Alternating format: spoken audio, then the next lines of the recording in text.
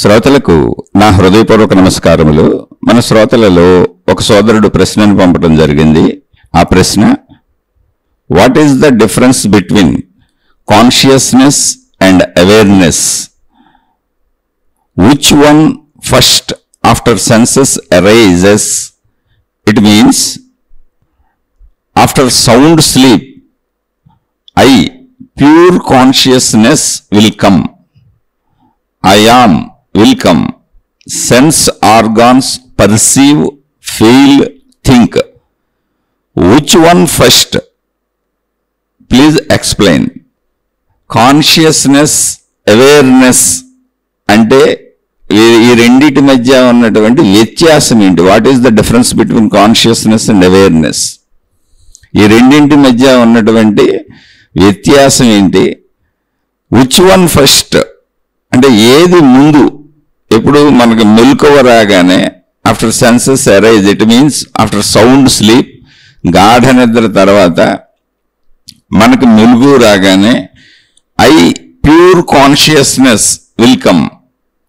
I pure consciousness will come అంటే నేననేటువంటి మొత్తం స్పృహ కలుగుతుంది. ఐ యామ్ విల్ కమ్, నేను అని నాకు సంబంధించిన సమస్తం అంటే ఈ శరీరము నేనన్న భావనకి మొత్తం కలుగుతాయి. సెన్స్ ఆర్గాన్స్ అంటే మనలో ఉన్నటువంటి పంచేంద్రియములు, గ్రహణ శక్తులు, పర్సీవ్ అంటే గ్రహిస్తాయి, ఫీల్ అవుతాయి అంటే అనుభవిస్తాయి, థింక్ అంటే ఆలోచన కూడా జరుగుతుంది, ఆలోచిస్తాం. Which one first? ఏది ఫస్ట్ అంటే కాన్షియస్నెస్సా అవేర్నెస్సా? అసలు ఏంటి రెండింటి మధ్య ఉన్న డిఫరెన్స్ ఏంటి? ఏది ఫస్ట్ అని అడుగుతున్నారు. కానీ ఏది ఫస్ట్ ఆయనే చెప్పేశారు ప్రశ్నలోనే. ఏం చెప్పారంటే after sound sleep I pure consciousness will come. Consciousness అనేది వస్తుంది అని ఆయనే చెబుతున్నారు ప్రశ్నలోనే. కాన్షియస్నెస్ ఐ అనే భావన వస్తుంది అని. అయితే ఇక్కడ విచిత్రమైన విషయం ఏంటంటే కాన్షియస్నెస్ వేరు కాదు, అవేర్నెస్ వేరు కాదు. అవేర్నెస్ అంటే ఎరుకతో జాగ్రత్తగా ఉండటం, అంటే ఒక రకమైనటువంటి అలర్ట్నెస్. కాన్షియస్నెస్ అన్నా కూడా అలర్ట్నెస్, స్పృహలో ఉండటం, అవగాహన కలిగి ఉండటం. అంటే మన పరంగా తీసుకుంటే మనం ఏదైనా ఒక విషయాన్ని ఎవరినైనా అడిగేటప్పుడు ఏంటి కాన్షియస్గా చేస్తున్నావా అని, జాగ్రత్త అని అంటాం. జాగ్రత్త అంటే అవేర్నెస్, ఎరుకతో ఉండు అని, అంటే అవేర్గా ఉండని, be aware of that thing లేదా దట్ వర్క్. ఏదైనా కానీ ఇది వాడుక భాషలో ఇలా ఉంటుంది. కానీ ఇక్కడ ఆత్మజ్ఞానానికి, ఆధ్యాత్మికతకి వచ్చేటప్పటికి కాన్షియస్నెస్, అవేర్నెస్, ఎగ్జిస్టెన్స్ ఇవన్నీ వేరువేరు కాదు. ఎరుక, ఉనికి, చైతన్యము, అవగాహన, అర్థమవటము ఇన్ని రకాలుగా వేరువేరుగా లేవు. అసలు అనేక రకాలుగా దానిని పదాలతో విభజించుకొని విడదీసుకొని రకరకాల గందరగోళాలు సృష్టించుకోవద్దు. ఉన్నది ఒకటే ఉన్నది. అసలు ప్రశ్నలో మీరే చెప్పేశారు ఏది ఫస్ట్. మళ్ళీ ఒకసారి ప్రశ్న చదువుకున్నాం. What is the difference between consciousness and awareness? కాన్షియస్నెస్కి అవేర్నెస్కి ఉన్న తేడా ఏమిటి? Which one first? ఏది మొట్టమొదట? ఎప్పుడు మొట్టమొదట? ఆఫ్టర్ సెన్సెస్ అరైజ్ అంటే మనలో ఉన్న గ్రహణ శక్తులు మేల్కొన్న తర్వాత. It means after sound sleep అంటే గాఢ నిద్ర తర్వాత నేను అనేటువంటి pure consciousness will come. Consciousness వస్తుందని మీరే చెప్పేస్తున్నారు అక్కడ. మళ్ళీ ఏది ఫస్ట్ అని డౌట్ అక్కర్లే. ఇంకా డౌట్ కూడా మీరే చెప్పారు. ఆ కాన్షియస్నెస్ అనేటువంటి ప్యూర్ కాన్షియస్నెస్ విల్ కమ్. నేను అనేటువంటి ఒక భావన వస్తుంది. ఫస్ట్ వచ్చే భావన నేను. ఆ నేను అనే లోపల కలిగినటువంటి ఒక మెలకువ స్థితి శరీరముతో కలిసిన నేనుగా మారిపోతుంది తర్వాత. అదే ఐ యామ్ విల్ కమ్. అయ్యేస్తుంది నేనని అనిపిస్తుంది ఒక స్థితి. అది ఒక స్థితి అది. ఆ స్థితి ఉనికి, ఎరుక, ఎగ్జిస్టెన్స్, కాన్షియస్నెస్, అవేర్నెస్ అన్నీ ఆ స్థితే. ఆ స్థితి యొక్క స్థితిలోనూ అనేక రకాలుగా పదాలు వాడేటప్పుడు పదాలు పరిస్థితులను బట్టి వాడతాం అంతే. కానీ ఆ స్థితి యొక్క ఎరుక అంతే అది. ఐఆమ్ విల్ కమ్ అంటే అయాముగా మారుతుంది. అయామ్ అన్నప్పుడు ఏంటి? నేను ఈ శరీరం అని. ఫస్ట్ లోపల వచ్చిన భావన జస్ట్ ఎగ్జిస్టెన్స్ భావన, ఉనికి భావన, అంటే ఒక మేలుకున్న సజీవత్వ భావన. దాన్ని అయ్యి అని కూడా అనకూడదు నిజంగా చెప్పాలంటే. అంటే మనకు దాని ఎరుక లేదు కాబట్టి అయ్యి అంటాం అంతే. ఆ మొట్టమొదటి వచ్చిన భావన అయి కూడా కాదు. గాఢ నిద్రలో అసలు స్పృహ లేదు, ఎరుక లేదు. మెలకువలో ఒక స్పృహ కలిగింది, ఒక చైతన్యం కలిగింది, ఒక ఎరుక కలిగింది. ఏంటది? తెలుస్తున్నది అన్న స్థితి తెలిసింది. దాన్ని మనం తెలియక అయ్యా అనుకుంటున్నాం అంతే. మళ్ళీ దాన్ని తెచ్చి అయ్యని ఆపాదించుకుంటున్నాం. అది అయ్యి కాదు అసలు. అది యూనివర్సల్ కాన్షియస్నెస్. మొత్తంగా విశ్వస్పృహ ఇది అంతే. విశ్వశక్తి అనాలి దాన్ని. ఇక్కడ మనకు వచ్చేటప్పటికి కాన్షియస్నెస్ని స్పృహ, ఎరుక అంటాం. అంటే నాకు తెలియటము అని. విశ్వస్పృహ కాదు. విశ్వం ఎప్పుడు స్పృహ కలిగా ఉంది. అది విశ్వశక్తి, కాస్మాస్. కాస్మాస్ అన్నప్పుడు మొత్తం విశ్వానికి సంబంధించినటువంటి శక్తి, మొత్తం ప్రపంచం, మొత్తం విశ్వం. అదంతా ఒక క్రమ పద్ధతిలో, ఒక విధానముగా, నియంత్రిత పద్ధతిలో సాగుతున్నటువంటి ఒక వ్యవస్థను కాస్మాస్ అంటారు.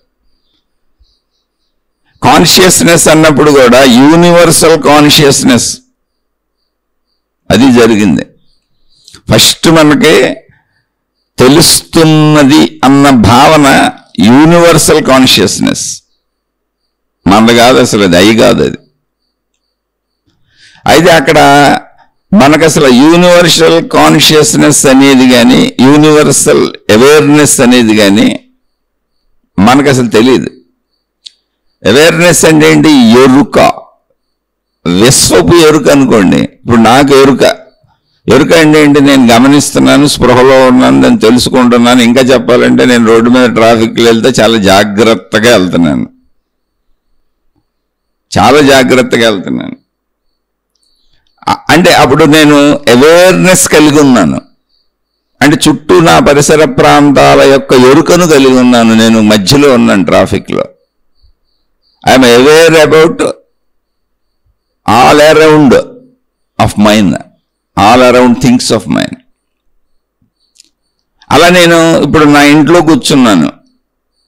నేను నా చుట్టూ ఉన్నటువంటి వాతావరణం, అంటే నా గదిలో వస్తువులు, నా కుటుంబ సభ్యులు, ఈ మనుషులు, ఈ ఎరుక కలిగి ఉన్నాను. ఇక్కడ ఉన్నానన్న ఎరుక కలిగి ఉన్నాను. ఓ ట్రైన్లో కూర్చున్నాను, ఆ ట్రైన్ బోగీలో ఉన్నానన్న ఎరుక కలిగి ఉన్నాను. సేమ్ కాన్షియస్నెస్ కూడా అంతే. స్పృహ కలిగి ఉన్నాను, తెలిసి ఉన్నాను. అయితే పదం వాడేటప్పుడు వాడతాం, అన్నీ ఒకటే. అంటే ఒకదాన్ని అనేక పదాలతో అనేక సందర్భాలలో ఉపయోగించడం వలన అసలు ఆధ్యాత్మికత కూడా ఏది కరెక్టో ఏది అబద్ధమో తెలియనంత వ్యాప్తంగా వ్యాపించిపోయింది. మనమే గందరగోళపరిచేసుకుంటున్నాం పదాలతో. ఇది పదాల గందరగోళం. పదాల గందరగోళాన్ని వదిలేసి స్థితిని అనుభూతి చెందుదాం. ఆ స్థితిని అనుభూతి చెందేటప్పుడు ఆఫ్టర్ సౌండ్ స్లీప్, గాఢ నిద్ర తర్వాత ప్యూర్ కాన్షియస్నెస్ విల్ కమ్. మీరే చెబుతున్నారు ప్యూర్ కాన్షియస్నెస్. ఆ ప్యూర్ కాన్షియస్నెస్ అనేది ఏదుందో అది విశ్వ చైతన్యము, విశ్వ అవగాహన. దాన్ని యూనివర్సల్ కాన్షియస్నెస్ అన్నాం అనుకోండి, అప్పుడు దాన్ని విశ్వశక్తి అనాలి. విశ్వశక్తి అది. దాన్నే శక్తి అని చెబుతున్నారు. విశ్వం మొత్తానికి స్పృహ ఉంది, ఎరుకుంది. అప్పుడు విశ్వశక్తికి సంపూర్ణంగా యూనివర్సల్ కాన్షియస్నెస్కి యూనివర్స్ ఎలా ఉండాలి, ఎలా ఉన్నది అని ఎరుకుంది, ఎలా ఉండాలి అని ఎరుకుంది. అందుకే అది ఒక నియంత్రిత వ్యవస్థగా క్రమశిక్షణతో క్రమబద్ధీకరించబడి సాగుతున్నది. అప్పుడు దాన్ని కాస్మాస్ అన్నారు. ఈ పదాలని జాగ్రత్తగా అర్థం చేసుకుంటే మనకి మొట్టమొదట లోపల మెలకువ వచ్చినప్పుడు తెలుస్తున్నది అన్నది తెలిసింది. ఏంటా తెలుస్తున్నది? జస్ట్ ఒక సజీవత్వము. అప్పటి వరకు అది తెలీదు. గాఢ నిద్రలో అప్పటి వరకు అది కూడా తెలీదు.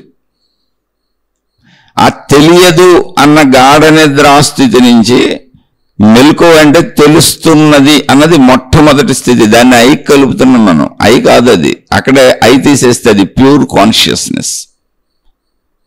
అది pure consciousness, universal consciousness, universe consciousness. విశ్వము యొక్క స్పృహది, విశ్వము యొక్క చైతన్యం అది, విశ్వము యొక్క ఎరుకది, విశ్వపు శక్తి అది.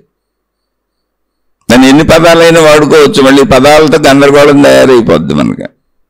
అక్కడ స్థితిని అర్థం చేసుకోండి, పదంలో ఉండబాకండి. పద భావమూలానికి వచ్చేయండి. ఆ పదం యొక్క అర్థం ఏంటి, ఆ అర్థంలో ఉన్నటువంటి దాన్ని మళ్ళీ అర్థంలో కూడా కూర్చోబాకండి. అర్థంలో ఉన్న స్థితిని అర్థం చేసుకునే ప్రయత్నం చేయండి. పదాల్లో అసలు ఏమి ఉండదు. పదాల్లో చాలా గందరగోళం ఉంటుంది.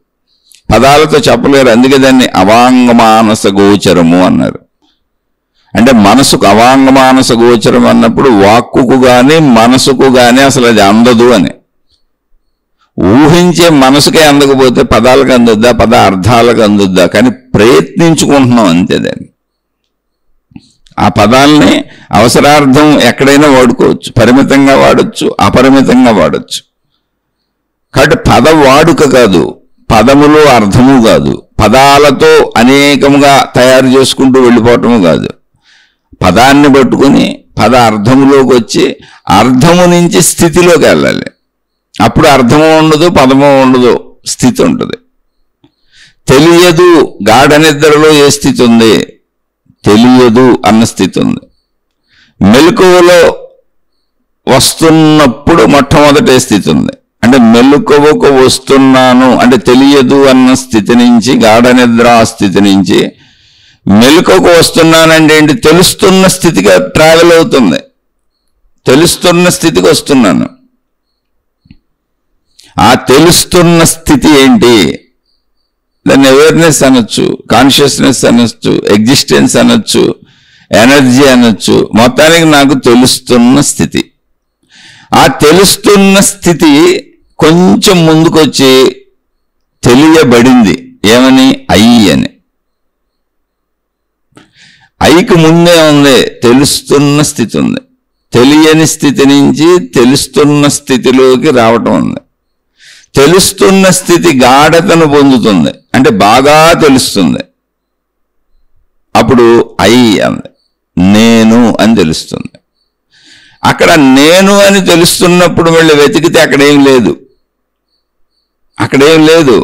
కానీ వెంటనే మళ్ళీ అది ఇంకా గాఢతను పొందుతూ నేను అని నేను ఎంతకు ముందు అనుకున్న శరీర భావాన్ని కల్పించుకుంది. ఎందుకంటే నేను అన్నప్పుడు దానికి తెలిసిన శరీరమే, ఇంకేం తెలియదు. అందుకని అక్కడ నేను కూడా ఉండదు. మీరు నేను కూడా లేని స్థితిలో కూర్చోవాలి.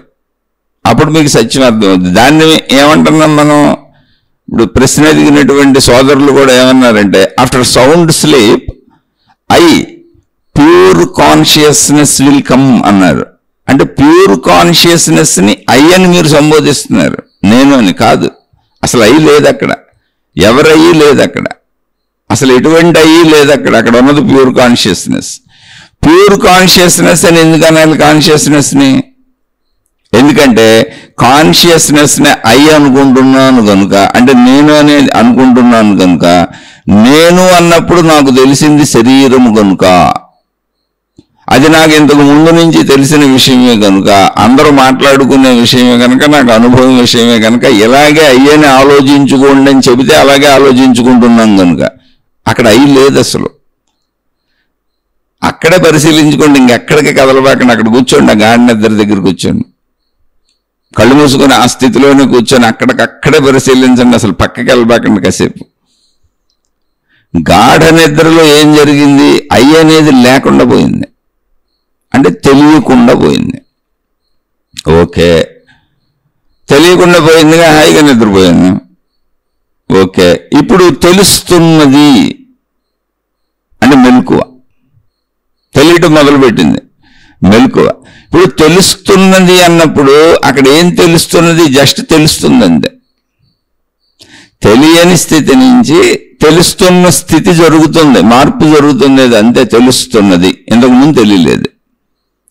ఇంతకుముందు తెలియలేదు అన్నప్పుడు అసలే ఏ భావన లేదు, ఏమీ లేదు, తెలియలేదు, తెలివి లేదు, గాఢ నిద్రలో ఉన్నాను. ఇప్పుడు తెలుస్తున్నది అంటే తెలివి పనిచేస్తున్నది. ఏదో ఇంటెలిజెన్స్ అక్కడ ఒక జీవత్వము కదిలింది, సజీవత్వముగా ఏదో ఉన్నట్టు అనిపించింది. అది తెలుస్తుంది. అదే నేను కనుగొన్నది కాదు, అది ఆల్రెడీ అలాగే జరుగుతుంది. తెలుస్తుంది, మళ్ళీ నిద్రలో తెలియకుండా పోతుంది, మళ్ళీ మెలకువలో తెలుస్తుంది. దాన్ని మెలకువ అంటున్నాను నేను, తెలియడాన్ని మెలకువ అంటున్నా. కానీ తెలియటము యొక్క మొట్టమొదటి స్థితిని అక్కడే కూర్చొని ఆ తెలియని స్థితి నుంచి తెలుస్తున్న స్థితికి వస్తున్న ఆ జస్ట్ ఆ మూమెంట్ని గమనించండి. ఆ సెకండ్లో 1000వ వంతుని పట్టుకోండి, అక్కడ ఏం లేదు, తెలుస్తున్న స్థితి ఉంది. అది ఇలా అలా అని తెలియబెట్టలేదు, జస్ట్ తెలుస్తుంది అంతే. ఆ తెలుస్తున్న స్థితి పేరు కాన్షియస్నెస్. అయితే ఇక్కడ మరి ప్యూర్ కాన్షియస్నెస్ అని ఎందుకు వాడారంటే, తెలుస్తున్న స్థితిని నాకు కలిపేసుకుంటున్నాను నేను, మళ్ళీ వెంటనే కాసేపాకి ఈ శరీరానికి కలిపేసుకుంటున్నా. ఆ కాన్షియస్నెస్ నేనే అనుకుంటున్నా. పోను ఒకవేళ శరీరంగా కలుపుకోలేదు అనుకోండి, నా అయ్యి అదే అంటున్నా. అసలు నా అయ్యి నీ అయ్యి నయ్యిలో ఉండవు, ఒకటే ఉంది కాన్షియస్నెస్. అంటే అయ్యి అనే పదమే ఉండదు అక్కడ, ఎందుకంటే అది ప్యూర్ కాన్షియస్నెస్. అయితే ఇప్పుడు సముద్రమే ఉంటుంది, కెరటాలు ఎన్ని ఎగిసిపెడితేనే అది సముద్రపు నీరు అక్కడ కనపడుతూనే ఉంది. దాన్ని కెరటాలు అని పిలవచ్చు, కెరటాలు అన్న భావన ఉండొచ్చు. అవి ఎగిసిపెట్టినప్పుడు నొరగలో బుడగా ఉండొచ్చు, కానీ మొత్తం మళ్ళీ వెళ్ళి సముద్రంలోనే కలిసిపోతుంది. మళ్ళీ సముద్రం నుంచి ముందుకు వస్తుంది, మళ్ళీ సముద్రంలోనే కలిసిపోతుంది. సముద్రం సముద్రంగానే ఉంది. ఎప్పటికే ఆ కదలికలు సముద్రంలో అలాగే ఉన్నాయి. మొత్తంగా అది సముద్రం అంతే. దానికి మీరు ఏ పేర్లు పెట్టుకున్న, కెరటాలన్నా, అలలన్నా, తరంగాలన్నా, కొంచెం పెద్దగా ఎగిరింది, చిన్నగా ఎగిరింది అని దాని విశేషణాలు చెప్పుకున్నా. అబ్బో ఇంత స్పీడ్తో వచ్చింది, వెనకది స్లోగా వచ్చింది అనుకున్నా. ఇన్ని బొడగలు ఏర్పడినాయి, ఇంత నొరగా ఏర్పడింది అనుకున్నా. ఇదంతా అక్కడ కనపడుతున్న ఒక కల్పనాత్మకమైన చాతుర్యతను, చతురతను, అంటే సముద్రము యొక్క సజీవత్వపు చైతన్యమును మనం అనేకంగా మాట్లాడుకుంటున్నాం. అసలు అది ఎందుకు కదులుతుంది అంటే సింపుల్, సముద్రము చైతన్యతను కలిగి ఉంది, జడ పదార్థం కాదు. దాని చైతన్యత దానిలోనే కదులుతుంది, మనకు అలా కనపడుతుంది అంతే. సముద్రం వేరు కాదు, అలలు వేరు కాదు, తరంగాలు వేరు కాదు, నొరగలు వేరు కాదు, బుడగలు వేరు కాదు. ఎన్ని పేర్లైనా పెట్టుకుని అన్నీ ఒకటేగా. అలన్నా ఒకటే, తరంగం అన్నా ఒకటే, కెరటం అన్నా ఒకటే, ఇంకెన్ని పేర్లు ఉన్నాయో. పేర్లన్నీ ఒకటే, మనం పెట్టుకున్నాయి అవన్నీ. బ్రహ్మం అనొచ్చు, ఆత్మ అనొచ్చు, ప్రాణశక్తి అనొచ్చు, విశ్వశక్తి అనొచ్చు, సృష్టి శక్తి అనొచ్చు, దైవశక్తి అనొచ్చు. ఇలా ఎన్నో పేర్లన్నీ మనం పెట్టుకుంటున్నాయి. ఇక్కడ ఈ పేర్లతో వచ్చిన ప్రాబ్లం ఏంటంటే, అనేక రకాలుగా ఈ పేర్లను ఉచ్చరించడం వలన, అంటే ఒకే దాని గురించి అనేక రకాలుగా చెప్పడం వలన అనేక రకాల భావాలు మనుషుల్లో ఉత్పన్నమవుతున్నాయి. పేర్ల గారడీలో పడకండి, అసలు నామరూపాదులే గారడీ అని చెబుతూ ఉంటుంది మొత్తం ఆధ్యాత్మికత. రూపాదులు అనేవి సృష్టి ఏర్పాటు చేసింది. మనుషులకు రూపం, జంతువులకి ఒక్కొక్క దానికి ఒక్కో రూపం, చెట్లకు రూపం, గ్రహాలు, గోళాలు, నక్షత్రాలకు రూపం. అలా రూపాలు అనేవి సృష్టిలో సహజ సిద్ధంగా ఏర్పాటై ఉన్నాయి. వాటిని మనం ఏం చేయలేం. అవి ఉన్నంతకాలం ఉంటాయి, నిరంతరం మార్పులకు లోనవుతుంటే తర్వాత నశించిపోతాయి. కానీ నామాలు అనేవి మనం పెట్టుకున్నాయి, పేర్లు. ఇప్పుడు ఒక చెట్టు అనేది గుర్తు కోసం మనమే పెట్టుకున్నాం. మళ్ళీ ఆ చెట్లో మళ్ళీ మనం భాగాలు మాట్లాడుకోవడానికి వేర్లు అంటాం, కాండం అంటాం, కొమ్మలు అంటాం, ఆకులు అంటాం, కాయలు అంటాం, పువ్వులు అంటాం, రెమ్మలు అంటాం. ఒక్కొక్క చెట్టుకు ఒక్కొక్క పేరు పెట్టుకున్నాం. ఇవన్నీ ఎందుకంటే వ్యావహారిక సత్యములు, వ్యవహారంలో ఉపయోగించడానికి భాషా పదాల కింద మనం పెట్టుకున్నాం భావ వ్యక్తీకరణకి. అందుకని ఈ పేర్ల గందరగోళంలో పడకండి. ఇప్పుడు ఆధ్యాత్మికతలో కూడా ఎంతో మంది ఎన్నో రకాల మార్గాలు వాళ్ళ సొంత పేర్లు, బ్రాండ్ నేముల కింద తయారు చేసుకుంటున్నారు, సంస్థలకు పేర్లు పెట్టుకుంటున్నారు. వాళ్ళు చెప్పేటువంటి సాధనా విధానాలు, పద్ధతులకు పేర్లు పెడుతున్నారు. ఇందుకే ఏమీ లేదు, అందరూ చెప్పేది ఏదో కొద్ది తేడాల్లో ఒకటే. మళ్ళీ అటుకు ఒక పేర్లు, అద్భుతమైన పేర్లు పెడుతున్నారు. పేర్ల మాయలో పడకండే. ఇప్పుడు భూమి మీద పుట్టారనుకోండి, మనిషి శరీరం ధరించారు, అందరూ మనుషులే. కానీ కొందరు దేవుళ్ళు అంటాం, కొందరు దేవతలు అంటాం, కొందరు గురువులు అంటాం, కొందరు మహాత్ములు అంటాం. ఈ మళ్ళీ గురువులు మహాత్ములు అబ్బొబ్బొబ్బొబ్బో వందల వేల రకాల పేర్లు పెట్టుకున్నారు వాళ్ళే పెట్టేసుకున్నారు. మళ్ళీ వీటిల్లో మతాలు ఏర్పరుచుకున్నాం, మార్గాలు ఏర్పరుచుకున్నాం, విధానాలు ఏర్పరుచుకున్నాం. మతాలన్నిటికీ పేర్లు, మార్గాలన్నిటికీ పేర్లు, విధానాలన్నిటికీ పేర్లు, సాధనలన్నిటికీ పేర్లు, అన్ని పేర్లు పేర్లు పేర్లు పేర్లన్నీ అసలు వ్యావహారికమే తప్ప పేర్లన్నీ అసత్యమే. ఒక సత్యాన్ని తెలుసుకోవడానికి మనం భాషతో చేస్తున్న ప్రయత్నం అది. కాబట్టి సత్యాన్ని ఎప్పుడు సత్యంగా తెలుసుకోండి అంతే. అది భాషతో చేస్తున్నటువంటి ఒక చిన్న ప్రయత్నం అంతే. ఆ ప్రయత్నాన్ని ప్రయత్నంగా అర్థం చేసుకోండి. అందుకని భాషా పదాల్లో డొల్లిపోబాకండి. మరి ఇదేంటండి, మరి అదేంటండి, అలా ఏంటండి, ఇలా ఏంటండి అనబాకండి. ఒకళ్ళేదో పంచకోశాలు అని చెబుతారు, ఒకళ్ళేదో కుండలిని అని చెబుతారు, ఇంకొకళ్ళేదో షట్చక్రాలు అని చెబుతారు, ఇంకొకళ్ళేదో ఎడా పెంగళ మధ్యలో సుషమన అంటారు. అనేక రకాల వందల వేల పేర్లు ఉంటాయి. ఎవరికాళ్ళు ఇప్పుడు మనం కూడా కొత్త పేర్లు తయారు చేయొచ్చు, ఎవరు కాదనరు.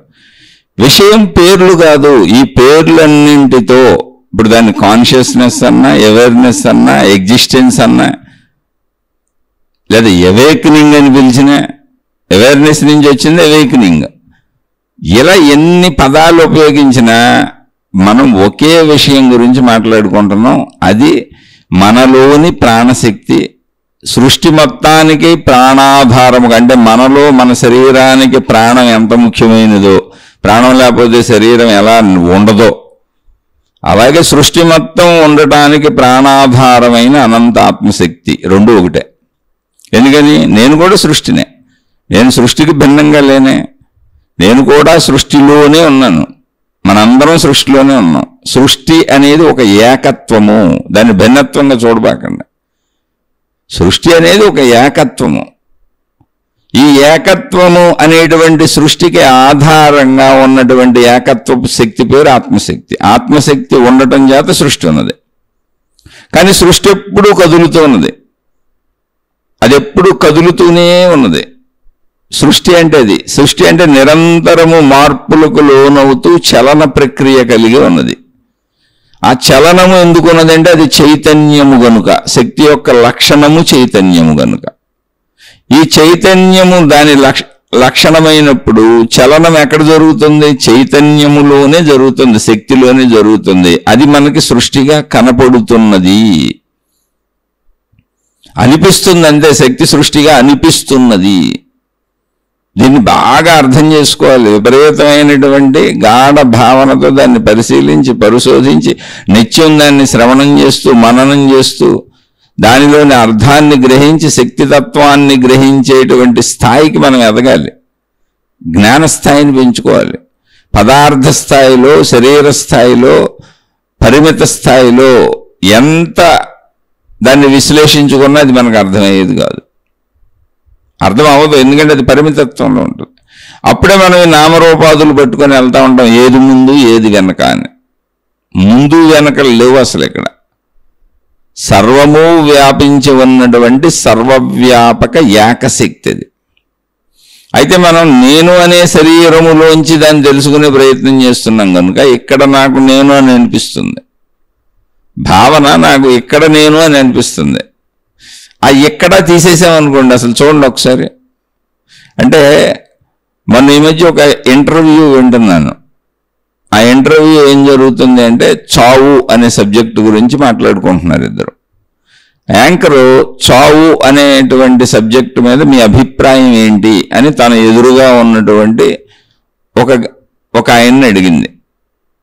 ఆయన ఏం చెప్పారంటే, చావు అంటే అసలు ముందు మనం మనిషిగా ఉన్నాం, ఈ శరీరంతో తిరుగుతున్నాం, ఈ శరీరం నేను అనుకుంటున్నాం, ఈ శరీరంతో అన్ని అనుభవిస్తున్నాం. కానీ కొంచెం ఆలోచిస్తే ఈ శరీరంతో అనుభవించడానికి మన లోపల ఆలోచనలు కలుగుతున్నాయి, భావాలు కలుగుతున్నాయి. ఆలోచనలు లోపల పుడితేనే శరీరానికి కదుపుకుంటూ వెళ్తున్నాం. అప్పుడు అసలు నేను ఆలోచనలు కదా, నేను భావాలు కదా, ఆ భావాలు ఈ శరీరంలో ఉండటం వలన ఇది నేను అనుకుంటున్నా. అసలు ఆ భావాలకి ఈ శరీరం ఎందుకు? ఈ శరీరం లేకుండా ఆ భావాలు గాలిలో ఉండొచ్చు కదా.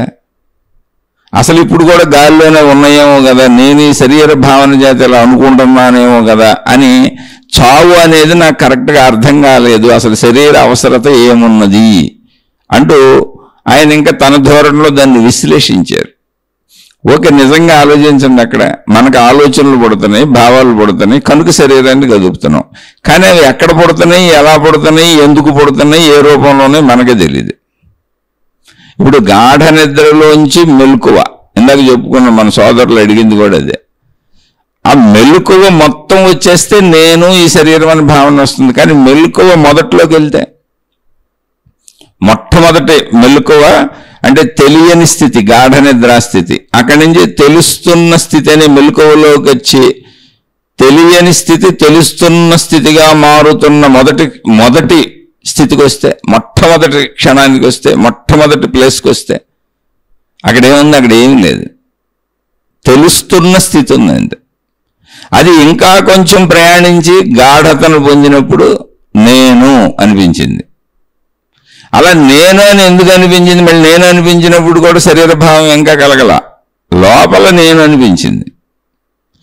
లోపల నేను అనిపించినాక మళ్ళీ గాఢభావం, ఆ గాఢభావం శరీరం అంతా వ్యాపించి పూర్తి జాగ్రత్త అవస్థ వచ్చి శరీరము నేను అనిపించింది. అది జాగ్రత్త అవస్థ.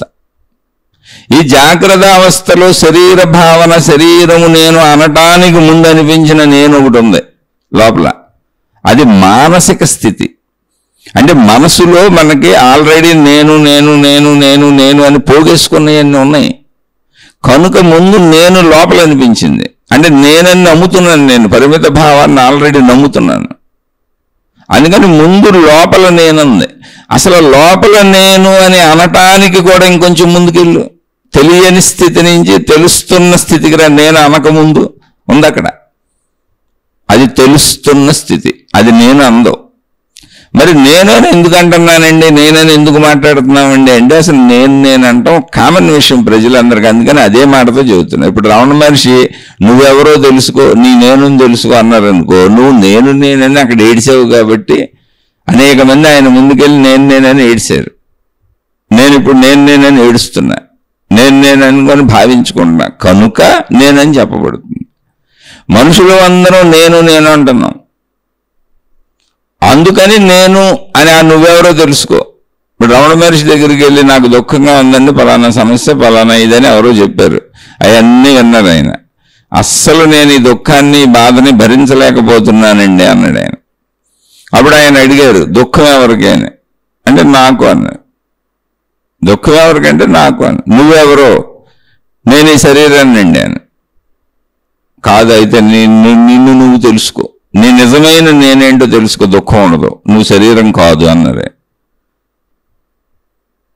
ఇంక వెళ్ళిపోయాడు అతను. ఎందుకని అసలు నేనే శరీరం కాదండి, ఇంకా ఆయన చెప్పేది నాకేం అర్థమవుతుంది, అసలు అర్థం అవట్లేదు. అందుకని లేచి వెళ్ళిపోయాడు. నాకు దుఃఖం అలాగే ఉంది, అది పోదా, ఆయన ఏదో చెబుతారు నాకు అర్థం అవుతుంది. ఇప్పుడు మన పరిస్థితి అంతే, ఆయన ఏదో చెబుతారు మనకు అర్థం అవుతుంది. కానీ ఒక జీవితకాల పర్యంతము నిన్ను నువ్వు తెలుసుకో, నీ నేను తెలుసుకో, నీ అసలైన నేను తెలుసుకో, హూ ఐ యామ్ అని పుస్తకాలు కూడా రాశారు. ఇది అనాదిగా చెప్పబడుతుంది, రమణ మహర్షితో వచ్చిందేం కాదు, ఇది అంతకుముందు నుంచి ఉంది. అంతకుముందు నుంచి ఉపనిషత్తులు ఉన్నాయి, అంతకుముందు నుంచి వేదాలు ఉన్నాయి. వేదాంతంలో ఆత్మజ్ఞాన సబ్జెక్ట్ అంతా దీన్నే చెబుతుంది, నేను తెలుసుకొని. కానీ అక్కడ నేను లేదు, అది కదా ప్రాబ్లం. నేనుని తెలుసుకొని ఎవరికి చెబుతున్నారంటే నేను నేను నేను అని మాట్లాడుతున్నటువంటి పరిమిత భావం గల మనిషికి అతని పదంలోనే చెబుతున్నారు. అక్కడ నేను కూడా లేదు, అక్కడ నేను అనేది లేదు. తెలియని స్థితి నుంచి తెలుస్తున్న స్థితి ఉందంటే, తెలియని స్థితి ఉందా అంటే అసలు అది కూడా లేదు. కానీ గాఢ నిద్రలో నేను శరీర భావనలో తెలియని స్థితి నాకు ఒకటి ఉన్నదని నేను నిజంగా నమ్ముతున్నా. అక్కడ నాకేం తెలియదు. ఎందుకని? తెలుస్తున్న స్థితి ఏంటో నేను తెలుసుకోవాలా, దాన్ని నేను అనుకున్నా, నేను ఈ శరీరం అనుకున్నా. అందుకని నేను గాఢ నిద్ర స్థితిలో శరీరం నిద్రపోయింది కానీ నాకేమీ తెలియదు అనే విషయాన్ని నేను బ్రహ్మాండంగా నమ్ముతున్నా. అయితే ఇక్కడే రమణ భగవానుడు లాంటి వాళ్ళు అద్భుతమైనటువంటి కొన్ని చిన్న చిన్న సూచనలు వారి జీవితంలో అక్కడక్కడ మెరుపుల వలె దొరికినాయి. అది కూడా పట్టుకున్న వాళ్ళకి దొరుకుతాయి, లేని వాళ్ళకి ఎందుకు దొరుకుతాయి? ఒకతను రమణ భగవానుల్ని అయ్యా మీరు రాత్రి నిద్రపోతున్నప్పుడు గురక పెట్టారు, మీ పక్కనే పడుకున్నాను కదా, నేను కూడా విన్నాను అన్నాడు. అంటే ఏదో రెగ్యులర్గా రోజు అక్కడ ఉండేటువంటి, వారి దగ్గర ఉండేటువంటి వ్యక్తి ఎవరు. అప్పుడు రమణ భగవాన్ చిరునవ్వు నవ్వి, అవును నేను కూడా విన్నాను అన్నారు ఆయన. నేను గురక పెడతాం, నేను కూడా విన్నాను అన్నారు ఆయన.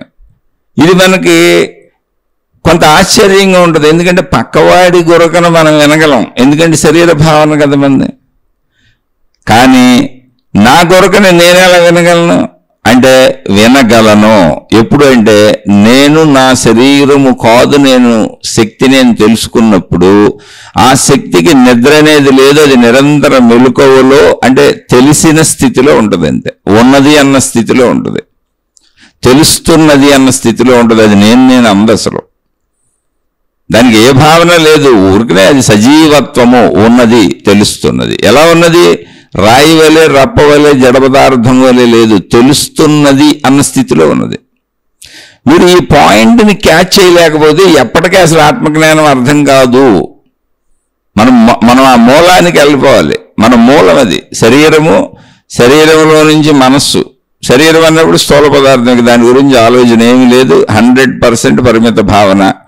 అలానే అది నిజం కాదా అంటే నిజమే, అందులో అబద్ధమే లేదు. శరీరాన్ని జాగ్రత్తగా రక్షించుకోవాలి, కాపాడుకోవాలి, దానికి కావాల్సిన అన్ని సమకూర్చుకోవాలి. ధన సంపాదన పాడు చేసుకోకూడదు, పంచేంద్రియ సుఖాలు పాడు చేసుకోకూడదు, కుటుంబ జీవితం అసలు పాడు చేసుకోకూడదు. ఓకే, క్లోజ్ అయిపోయింది. ఇంకా దాన్ని ఇప్పుడు జీవిస్తున్నట్టు ఆనందంగా హాయిగా చక్కగా జీవించండి. వైరాగ్యము అనే దాన్ని తీసుకొచ్చి దీనికి ఆపాదించబాకండి. ధర్మంగా మంచిగా బతకండి అంతే. వైరాగ్యం అవసరంలే శరీరానికి అసలు. ఏ వైరాగ్యం మీకు అక్కర్లేదనే కదా సృష్టి అంత కష్టపడి తయారు చేస్తే, మళ్ళీ సృష్టికి ఆపోజిట్గా వెళ్ళి నాకు ఈ కోరికలు వద్దు, నేను కంటితో చూడను, చెవితో వినను, ముక్కుతో వాసన చూడను, నాలుగుతో రుచులు చూడను, మొత్తం కలిపేసుకు తింటాను, రుచి లేకుండా తింటాను. ఎందుకే పిచ్చ పనులన్నీ? సృష్టి ఎలా పెట్టింది అలా ఉండు. ఇందులో మరి ధర్మము మంచి అంటే ఏంటంటే నువ్వు అది తప్పుతున్నావు కాబట్టి చెప్పారు, నువ్వు తప్పకపోతే అది కూడా చెప్పక్కర్లేదు నీకు.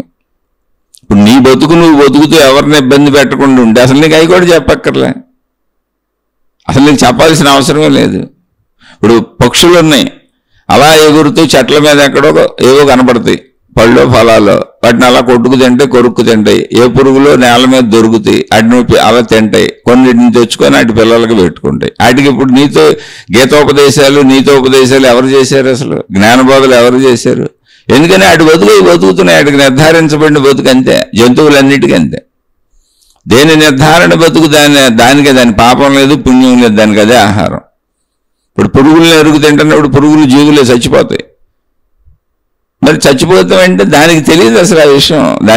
దాని ఆహారమే కనపడింది, అది ఇంకో జీవి అని తెలియదు దానికి. అంతటి స్పృహ ఎరుక దానికి పెట్టబడలేదు. అది తన మనుగడ కోసం ప్రయత్నించుకుంది, అలా తెచ్చుకుంది, తినేసింది, మళ్ళీ ఆగిపోయింది. ఇప్పుడు మళ్ళీ పురుగులను తెచ్చుకొని దాసేసుకొని మళ్ళీ ఆహార పదార్థాలు, పళ్ళు ఫలాలు తెచ్చుకు దాసేసుకోవాలి. అసలు మీరు చెట్లు కిందకి వెళ్ళి చూస్తే, అంటే మా ఇంటి దగ్గర బోళ్ళు చెట్లు ఉన్నాయి, మా దగ్గరే బోళ్ళు ఫలాల చెట్లు ఉన్నాయి. ఆ పక్షుల కోసం వదిలేస్తుంటాం కొయ్యమయ్యి.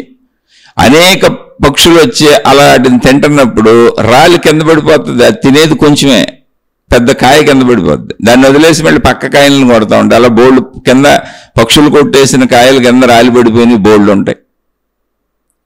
దానికి అది కూడా తెలియదు, ఇంకొక దానికి వెళ్ళిపోద్ది, అది పడిపోయిందని అనుకోదు అసలు. అది వాటి జీవితాలు అంతే. కానీ మనిషిగా మనకు తెలుస్తుంది, నేను పక్క వ్యక్తిని బాధ పెడుతున్నాను అనేటువంటి స్పృహ నాకు తెలుస్తుంది, పక్క వ్యక్తి నన్ను బాధ పెడుతున్నాడనే స్పృహ నాకు తెలుస్తుంది. కనుక ఈ రెండు స్పృహలు తెలుస్తున్నప్పుడు శరీరపరంగా నిన్ను ఎవరో బాధ పెట్టకూడదంటే అసలు నువ్వు ఎవరిని బాధ పెట్టబాక, ఒకళ్ళొకళ్ళు బాధ పెట్టుకోబాకండి, మానవ జాతి మొత్తానికి చెప్పారు అది. కాబట్టి అలా జీవించేస్తుంటే అసలు నీకు ఈ జ్ఞానబోధల అవసరత ఉండేది కాదు. ఎందుకు ఈ జ్ఞానబోధల అవసరత వచ్చిందంటే నువ్వు ఇంకోళ్ళని బాధ పెడుతున్నావు, అది ప్రాబ్లం ఇక్కడ. నువ్వు ఇంకోళ్ళని బాధ పెడుతున్నావు, ఇంకోళ్ళు నిన్ను బాధ పెడుతున్నారు, అది అందరూ ఒకళ్ళొకళ్ళు బాధ పెట్టుకుంటున్నారు. ఎందుకని? ఈ జ్ఞానం అంటే తెలియట, నన్ను ఎవరో బాధ పెడుతున్నారు, నేనెవరినో బాధ పెడుతున్నానని జ్ఞానము తెలియట అనేది మనకి ఇవ్వబడింది. ఎందుకంటే ఇలా బాధలు పెట్టుకోవడానికి కాదు, ఒకళ్ళనొకళ్ళని మనని మనం సంపూర్ణముగా తెలుసుకోవడానికి అవసరమైనంత జ్ఞానం మనకి ఇవ్వబడింది. ఆ విషయం తెలుసుకోండి. అందుకని శరీరపరంగా నువ్వేం లేదు, ధర్మంగా మంచిగా అన్నీ అనుభవిస్తూ జీవించుకుంటూ వెళ్ళిపో. ఇంకా స్టోరీ వదిలేయి, దాన్ని బయటకు ఏలాడబాక, శరీరంతోనే ఉండిపోబాక. ఇప్పుడు చూడండి, అనేక రకాల దైవ మార్గాల్లో, మత మార్గాలలో మీరు చూడండి, ఆ శరీరంతోనే మిమ్మల్ని కూర్చోబెడతారు, శరీర సాధనలు ఇస్తారు. ఇది అంటా ఉండండి, ఇది చేస్తూ ఉండండి, ఈ నామం జపిస్తూ ఉండండి, ఇంక నిత్యం శరీరం ఇది తుడుస్తూ ఉండండి, ఇది ఊడుస్తూ ఉండండి, ఇది కడతా ఉండండి, ఇది పీకుతూ ఉండండి, ఇది లాగుతూ ఉండండి, ఏదో ఒకటి అక్కడ సేవలు చేయండి, ఇక్కడ డబ్బులు తీసుకురండి. డబ్బులు తేవాలంటే మళ్ళీ వాళ్ళకి దక్షిణలు ఇవ్వాలంటే నువ్వు పని చేయాలి. ఈ నామజపం చేయండి, మంత్రం, అవన్నీ తక్కువ ఎంటర్లో నేను మొత్తం శరీరంతోనే పని. ఒరే నాయన, శరీరాన్ని ఏదో ఒక రకంగా ఉపయోగించుకోవాలి, మంచిగా చెడలేదు, దాని గురించి చర్చ లేదు అసలు. నువ్వు దేవుడికి ఉపయోగించిన చర్చ లేదు, కుటుంబానికి ఉపయోగించిన చర్చ లేదు, ఇతరుల మనుషులకి సేవలు చేయడానికి ఉపయోగించిన చర్చ లేదు. ఈ గొడవంతా నాకెందుకు, నా పని నేను చేసుకుంటానని ధర్మంగా బతికి మంచిగా బతికిన చర్చ లేదు. దాంతో ఏ చర్చ లేదు, దాంతో నీకు ఏ పుణ్యము రాదు, ఏ పాపము రాదు. నువ్వు ధర్మంగా బతికితే నీ గొడవ నువ్వు పడ్డావు. ఇతరులకి ఏమన్నా మేలు చేస్తే పుణ్యపాపాలని ఎందుకన్నారంటే, నువ్వు మేలు చేసినప్పుడు ఎదుటి వాళ్ళంతా తిరిగి నీకు మేలు చేస్తారు. అందరితో మంచుకున్నప్పుడు వాళ్ళు మనతో మంచుకుంటారు కదా, అలాగే అందరితో చెడుగా ఉన్నప్పుడు తిరిగి వాళ్ళు మనతో చెడుగా ఉంటారు కదా, ఖచ్చితంగా చెడుగా ఉంటారు. ఏముంది అందులో, నాలాంటి మనిషే కదా, చెడు చేస్తే చెడు చేయకుండా ఎందుకుంటాడు? ఆ సూత్రం అంతే, అది సూత్రం. ఆ సూత్రం ఇక్కడ ఉంది కనుక, మనిషిగా నీకు జ్ఞానం ఉంది కనుక నాయన అవి చేయబాకన్నారు. అంతే తప్ప ఇంక శరీరాన్ని మీరు ఎలా అయినా వాడండి, మతానికి వాడండి, గురువులకు వాడండి, దేవుళ్ళకు వాడండి, సినిమాలకు వాడండి, షికారులకు వాడండి, లేదా మీ జీవితంలో మీ కుటుంబ సభ్యులకు వాడుకోండి, పంచేంద్రియ సుఖాలు అనుభవించండి, లేదా వాడబాకండి, మీ ఇష్టం. కానీ సృష్టి పెట్టిన విధానంలో చక్కగా హాయిగా సాగండి. శరీరం గురించి ఎక్కువ చర్చలు చేయబాకండి. శరీరం గురించి మంచిగా అయినా, చెడుగా అయినా, మతంగా అయినా, దేవుడిగా అయినా, దేవతగా అయినా మీరు ఎంత శరీరాన్ని ఎక్కువ ఉపయోగిస్తారో, ఎంత మాట్లాడతారో, ఎంత ఆలోచిస్తారో, శరీర భావం మీకు అంత పెరుగుతూ ఉంటుంది. అంతే, ఇంకా దాని నుంచి బయటపడలేరు మీరు. ఇక్కడ విషయం శరీర భావం పెరగటం కాదు. శరీరం ఉంది, అది సత్యం, దాంతో జీవించడం అవసరం, సత్యం దాన్ని రక్షించుకోవడం అవసరం. సత్యం అయిపోయింది ఇక, ఇతరులను బాధ పెట్టకుండా జీవించేంతే. ఇంకా శరీరాన్ని అక్కడ వదిలే కాసేపు. ఇప్పుడు శక్తి భావానికి వెళ్దాం. ఈ శరీరానికి ఆధారమైనది ప్రాణశక్తి, దాని భావానికి వెళ్ళాలి. అందుకని శరీరము అది న్యాచురల్ థింగ్, వదిలేసి ఇంక దానికి ఇంపార్టెన్స్ ఇవ్వబాక. దేవుడి పేరు మీద ఇవ్వబాక, మతం పేరు మీద ఇవ్వబాక, దేవతల పేరు మీద ఇవ్వబాక, గురువుల పేరు మీద ఇవ్వబాక, మాతాజీల పేర్ల మీద ఇవ్వబాక, మంచి పేరు మీద ఇవ్వబాక, చెడు పేరు మీద ఇవ్వబాక. దాని సహజత్వం ఏదో సృష్టి ఏమి ఇచ్చిందో దాంతో జీవించుకుంటూ వెళ్ళిపో. దేశకాల పరిస్థితుల్లో మంచి చెడు ధర్మం ఏదో అది పాటించుకుంటూ వెళ్ళిపో. అయిపోయింది, స్టోరీ క్లోజ్. ఇంకా దానికోసం చెప్పకో. ఎందుకంటే అదే జీవితం కూర్చుంటే నువ్వు ఎప్పటికీ నీ శక్తిని నువ్వు తెలుసుకోలేవు. ఆ దేవుడి పేరు మీదో, మతం పేరు మీదో, నువ్వు చేసే పనుల పేరు మీదో అన్నీ శరీర భావాన్నే పెంచుకుంటున్నావు, శరీరంతో చేసే పనులే చేస్తున్నావు అనుకో, ఇంకో ఉపయోగం ఏంటి? ఎప్పుడు దాన్ని దాటి వెళ్తావు? సింపుల్, దాన్ని కూర్చోబెట్టాయి, దానికి తిండి పెట్టావు, అయిపోయింది, ఓకే. ఏదైనా సంపాదించి తెచ్చుకున్నావు, ఓకే, అయిపోయింది. దాని పంచేంద్రియ కోరికలు తీరుస్తున్నావు, ఓకే, అయిపోయింది. మంచిగా బతుకుతున్నావు, ధర్మంగా బతుకుతున్నావు, నీ వలన ఎవరికి బాధ లేదు, ఎవరి వలన నీకు బాధ లేదు. అటువంటి ఒక పరిస్థితి కల్పించుకు ఇంక ఆపే, అక్కడికి వదిలే. ఇంక శరీర భావం మర్చిపోకేసేపు ఇప్పుడు ప్రశాంతం కూర్చో.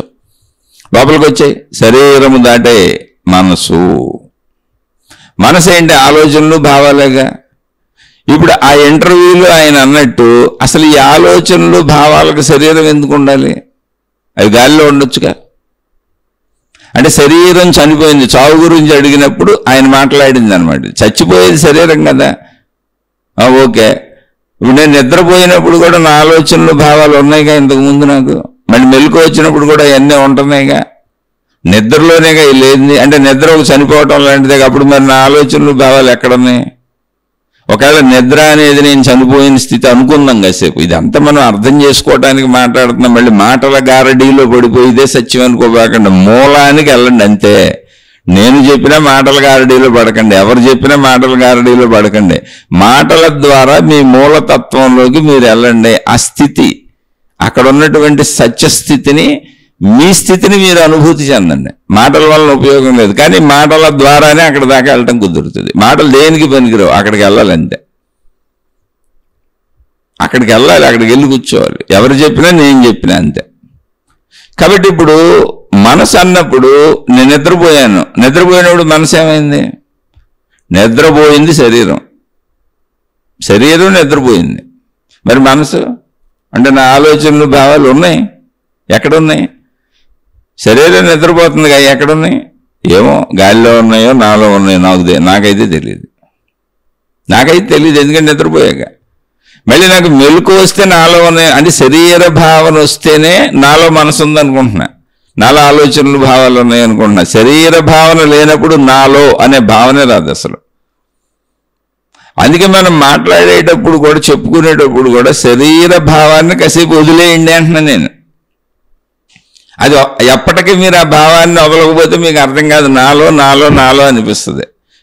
ఆ నాలో అని అనిపించిన చోట మాయా గారడి జరిగిపోతుంది. అంటే నాలో అంటే నాకంటే చిన్నగా, నా లోపల ఏదో ఉంది, నాలో పరిమితంగా ఏదో ఉంది అన్నప్పుడు మళ్ళీ మొత్తం అన్నీ వేరువేరు అయిపోయినాయి. అందరిలో కొద్ది కొద్దిగా ఎవరి మనసు వాళ్ళకి విడివిడిగా ఉంది, ఎవరి ప్రాణశక్తి వాళ్ళకి విడివిడిగా ఉన్నట్టుగా భావన వచ్చేస్తుంది. మనిషి నేను శరీరం అని అనుకుంటున్నంత కాలం అనుకుంటున్న వాడికి నీలో అని చెప్పారు అంతే. కానీ నీలో సత్యం కాదు, నాలో సత్యం కాదు. అందుకని అక్కడ శరీర భావం వదిలేసి అసలు కాసేపు శరీర భావం వదిలేసి ఒట్టుగా మనసులోకి రా. ఇప్పుడు శరీరము నిద్రపోయినప్పుడు మనసు ఎక్కడ ఉంది తెలీదు. శరీరము నిద్రపోయినప్పుడు కలగంటున్నావు కదా, మనసు ఎక్కడ ఉంది? అదే మనసు మొత్తం, కళ అంతా మనసే, మనసు సంచరిస్తుంది. మరి శరీరం నిద్రపోయిందిగా, మనసు ఎక్కడ సంచరించింది? ఇప్పుడు నాలోనేనా? మనసు ఎక్కడ సంచరించింది తెలియదు. ఆయన అన్నట్టు గాలిలోనే ఉండొచ్చు, ఆకాశంలోనే ఉండొచ్చు. ఎందుకంటే అక్కడ ప్రదేశాలు ఉన్నాయి, వస్తువులు ఉన్నాయి, విషయాలు ఉన్నాయి, నేనున్నాను, నా కళ్ళలో నేను కూడా ఉన్నాను, మీరంతా ఉన్నారు, మొత్తం సృష్టి అంతా ఉంది, నాకు తెలిసిందంతా ఉంది. మరి అంతా ఇంత నాలోని శరీరంలో ఎలా పట్టుద్ది? పోనీ ఇంకోలా ఆలోచిద్దాం, మెలకువలోనే కాసేపు శరీర భావము మనోభావం రెండు కలిపి ఆలోచిద్దాం. ఓ పెద్ద ట్రైన్ని చూశాను, ఓ పెద్ద విమానాన్ని చూశాను, ఓ పెద్ద బస్సును చూశాను, నాకు తెలిసిన మనుషులు వందల వేల మంది ఉన్నారు, నాకు తెలిసిన వస్తువులు విషయాలు మొత్తం అన్నీ వేసుకుంటే కోటాను కోట్లు ఉన్నాయి. నా శరీరం 6x2, నా శరీరపు సైజ్ ఎంత? 6x2 సంచిలో మొత్తం మళ్ళీ మాంసపు ముద్ద, మాంసంతో ఆల్రెడీ నిండిపోయి ఉంది, శరీర పార్ట్లన్నీ ఖాళీ ఏం లేదు. మరి ఈ మనసు ఎక్కడుంది అసలు? మళ్ళీ మనసులో ఇన్ని విషయాలు ఎలా పడుతున్నాయి? ఒకవేళ శరీరంలో మనసు ఉండుంటే మనసులో ఇన్ని విషయాలు ఎలా పడుతున్నాయి? విమానాలు, బస్సులు, ట్రైన్లు ఇవన్నీ ఎలా పడుతున్నాయి? కోటాను కోట్లు. అంటే అప్పుడు దాన్ని జాగ్రత్తగా గమనిస్తే ఏమైందంటే మనసు స్వరూప స్వభావములేంటి మీకు మీరే ఆలోచించుకోవాలి. మళ్ళీ చెబుతున్నా, పదాలు పట్టుకోబాకండి, ఆ భావం ద్వారా ఆ స్థితిని అనుభవించండి, ఆ స్థితిలోకి వెళ్ళండి. ఇప్పుడు వింటుంటేనే సాధన అయిపోవాలి, వినటమే సాధనగా మారిపోవాలి, పదాలను పట్టుకొని కూర్చోకూడదు. ఇప్పుడు మనోస్థితి ఏంటి అన్నప్పుడు మనసే ఆనందంగా ఉంది. అసలు ఎన్నైనా పడుతున్నాయి అందులో. నేను ఎన్ని గ్రహించిన పంచేంద్రియాలతో ఎన్ని లక్షల కోట్లు గ్రహించినా మనసులో పడతానే ఉన్న. ఇరుకు అనిపించట్లా, బరువు అనిపించట్లా, వద్దనిపించట్లా, నిండిపోయింది అనిపించట్లా. అదే శరీరం అనుకోండి, ఆహారం పెడితే చాలు బాబోయ్ చాలు, ఇక నేను తినలేను అంటున్నా, నిండిపోయింది అంటున్నా. కాసేపు నీళ్లు తాగి చాలు చాలు చాలు, నేను ఇంకా నీళ్లు తాగలేను అంటున్నా. ఏదో కాసేపు చూసినాక ఇంకా చాలా అలిసిపోయాను, నేను ఇంకా చూడలేను అంటున్నా. కొన్ని విన్నాక చాలా అలిసిపోయాను, ఇంక వినలేను అంటున్నా. కొంత మాట్లాడినాక అలిసిపోయాను, ఇంకా మాట్లాడినాను అంటున్నా. అలా శరీరంతో అన్నింటికి పరిమితి ఉంది, మనసుకు పరిమితి ఏది లేదు. మనసు అనంతంగా ఉంది, అన్ని రకాలుగా అనంతంగా ఉంది అది. అంటే ఇప్పుడు మనసు శరీరంలో ఉండే అవకాశం ఉందా? ఒకసారి జాగ్రత్తగా ఆలోచించండి. జస్ట్ అవకాశం, పాసిబిలిటీస్ మనకు తెలివి ఉంది కదా, ఆలోచిద్దాం. ఎవరో చెప్పింది మనం నమ్మటం, ఎవరో చెప్పింది వినటం, అది అవునా కాదా తెలియక గజిబిజి గందరగోళం పడిపోవటం, ఆ గందరగోళంలో మనకు తోచినవి రకరకాల చిత్ర విచిత్రమైనటువంటి ఆలోచనలు మనకు మనమే చేసుకోవటం, అక్కడి నుంచి మూఢనమ్మకాలు పుట్టుకురావడం. ఎందుకు మూఢత్వం? మనమే ఆలోచిద్దాం. ఒక పరిమితమైనటువంటి మాంసపు ముద్ద, అసలు ఖాళీ లేనటువంటి శరీరంలో మనసు ఉంటుందా? అంత మనసు, ఎంత మనసు? అనంత మనసు, విశాల మనసు, ఎన్ని పట్టినా ఇరుకు లేని మనసు, ఎన్ని పట్టినా బరువు లేని మనసు, ఇంకా ఎన్నైనా పడటానికి అవకాశం ఉన్న మనసు. ఎన్ని మొత్తం సృష్టిని అంతా వేసేసినా దాంట్లో దానికి ఏం ప్రాబ్లం లేదు. అటువంటి మనసు శరీరంలో ఉంటుందా? అటువంటి మనసులో అసలు శరీరం ఉందా? జాగ్రత్తగా ఆలోచిస్తే ఇక్కడి నుంచి అన్ని రివర్స్ అయిపోతాయి. ఆ రివర్స్ అర్థమయ్యే వరకు ఈ ప్రాబ్లం వస్తూనే ఉంటుంది. మనిషికి ఆత్మజ్ఞానం అర్థం కాదు. అందుకే నాలో నాలో నేను నేను అనే భావనలో సాగినంతకాలం అసలు ఎప్పటికే ఆత్మజ్ఞానం అర్థం కాదు. అలా అర్థం చేసుకొని, అంటే చెప్పబడుతున్న విషయాలు, రమణ భగవానులు లాంటి మహాత్ములు చెప్పినటువంటి చెప్పబడుతున్న విషయాలను కూడా నిన్ను నువ్వు తెలుసుకో, నువ్వెవరో తెలుసుకో, నీ అసలు నేను తెలుసుకో, ఇలాంటి విషయాలన్నీ కూడా ఆ నేనులోనే ఇరుక్కుపోయి అలాగే చెబుతున్నారు అనుకుంటే ప్రమాదం. అది నువ్వు నేనని అనుకుంటున్నావు గనక నీకు అలా చెబుతున్నారు, కానీ అసలు నేననేది లేదు అక్కడ, నాలో అనేది లేదు, నేననేది అసలు ఎక్కడ లేదు సృష్టిలో. నువ్వు ఒక పరిమితత్వాన్ని నేనని నువ్వు అనుకుంటున్నావు. నేను అబద్ధం, అసలు నేననేది అబద్ధం, నాలో అనేది అబద్ధం. నేను సృష్టిలో ఉన్నాను, నేనన్నప్పుడు శరీర భావన అంతే, అంతవరకు సత్యం. అది శరీరపరమైన సత్యం, నేను ఈ సృష్టిలో ఉన్నాను. కానీ నాలో మనసుండే అవకాశం ఉందా అన్నప్పుడు మనో లక్షణాన్ని పరిశీలించు, మనోశక్తిని పరిశీలించు, మనోస్వరూపాన్ని పరిశీలించు, మనోస్వభావాన్ని పరిశీలించు, నీ జ్ఞానం ఉందిగా అన్నప్పుడు అనంతమైనటువంటి వ్యాపక మనస్సు ఎంత వ్యాపించిందో కూడా తెలియదు. అది తెలియదు నాకు. ఎందుకంటే ఇప్పుడు సపోజ్ నేను అమెరికానో ఆఫ్రికానో ఆస్ట్రేలియానో ఎక్కడికో దూర ప్రాంతం వెళ్ళి చూసి వచ్చాను అనుకో, ఇప్పుడు స్మరణ మాత్రం చేతి మనసు అక్కడికి వెళ్ళిపోద్ది. దాని వేగం తెలియదు, దాని వేగం ఎంతో తెలియదు, లేదా అసలు వ్యాపించే ఉందో కూడా తెలియదు. జాగ్రత్తగా పరిశీలిస్తే అది అనంతము అని తెలుస్తుంది, అమోఘమైన శక్తి కలిగిందని తెలుస్తుంది. అంత అనంతము వ్యాపకము అయి ఉన్నటువంటి మనసు ఇంత ఈ మాంసపు ముద్దలతో ఆల్రెడీ నిండిపోయి ఖాళీ లేని శరీరంలో ఎక్కడ కూర్చొని ఉంటుంది? ఎలా కూర్చొని ఉంటుంది? అసలు ఛాన్సే లేదుగా. అప్పుడు సరైన జ్ఞానము, బుద్ధి వికాసము, జ్ఞాన వికాసము కలిగిన వాళ్ళకే కరెక్ట్గా అర్థమవుతుంది ఏమని అంటే మనసులో శరీరం ఉందని, శరీరంలో మనసు లేదని.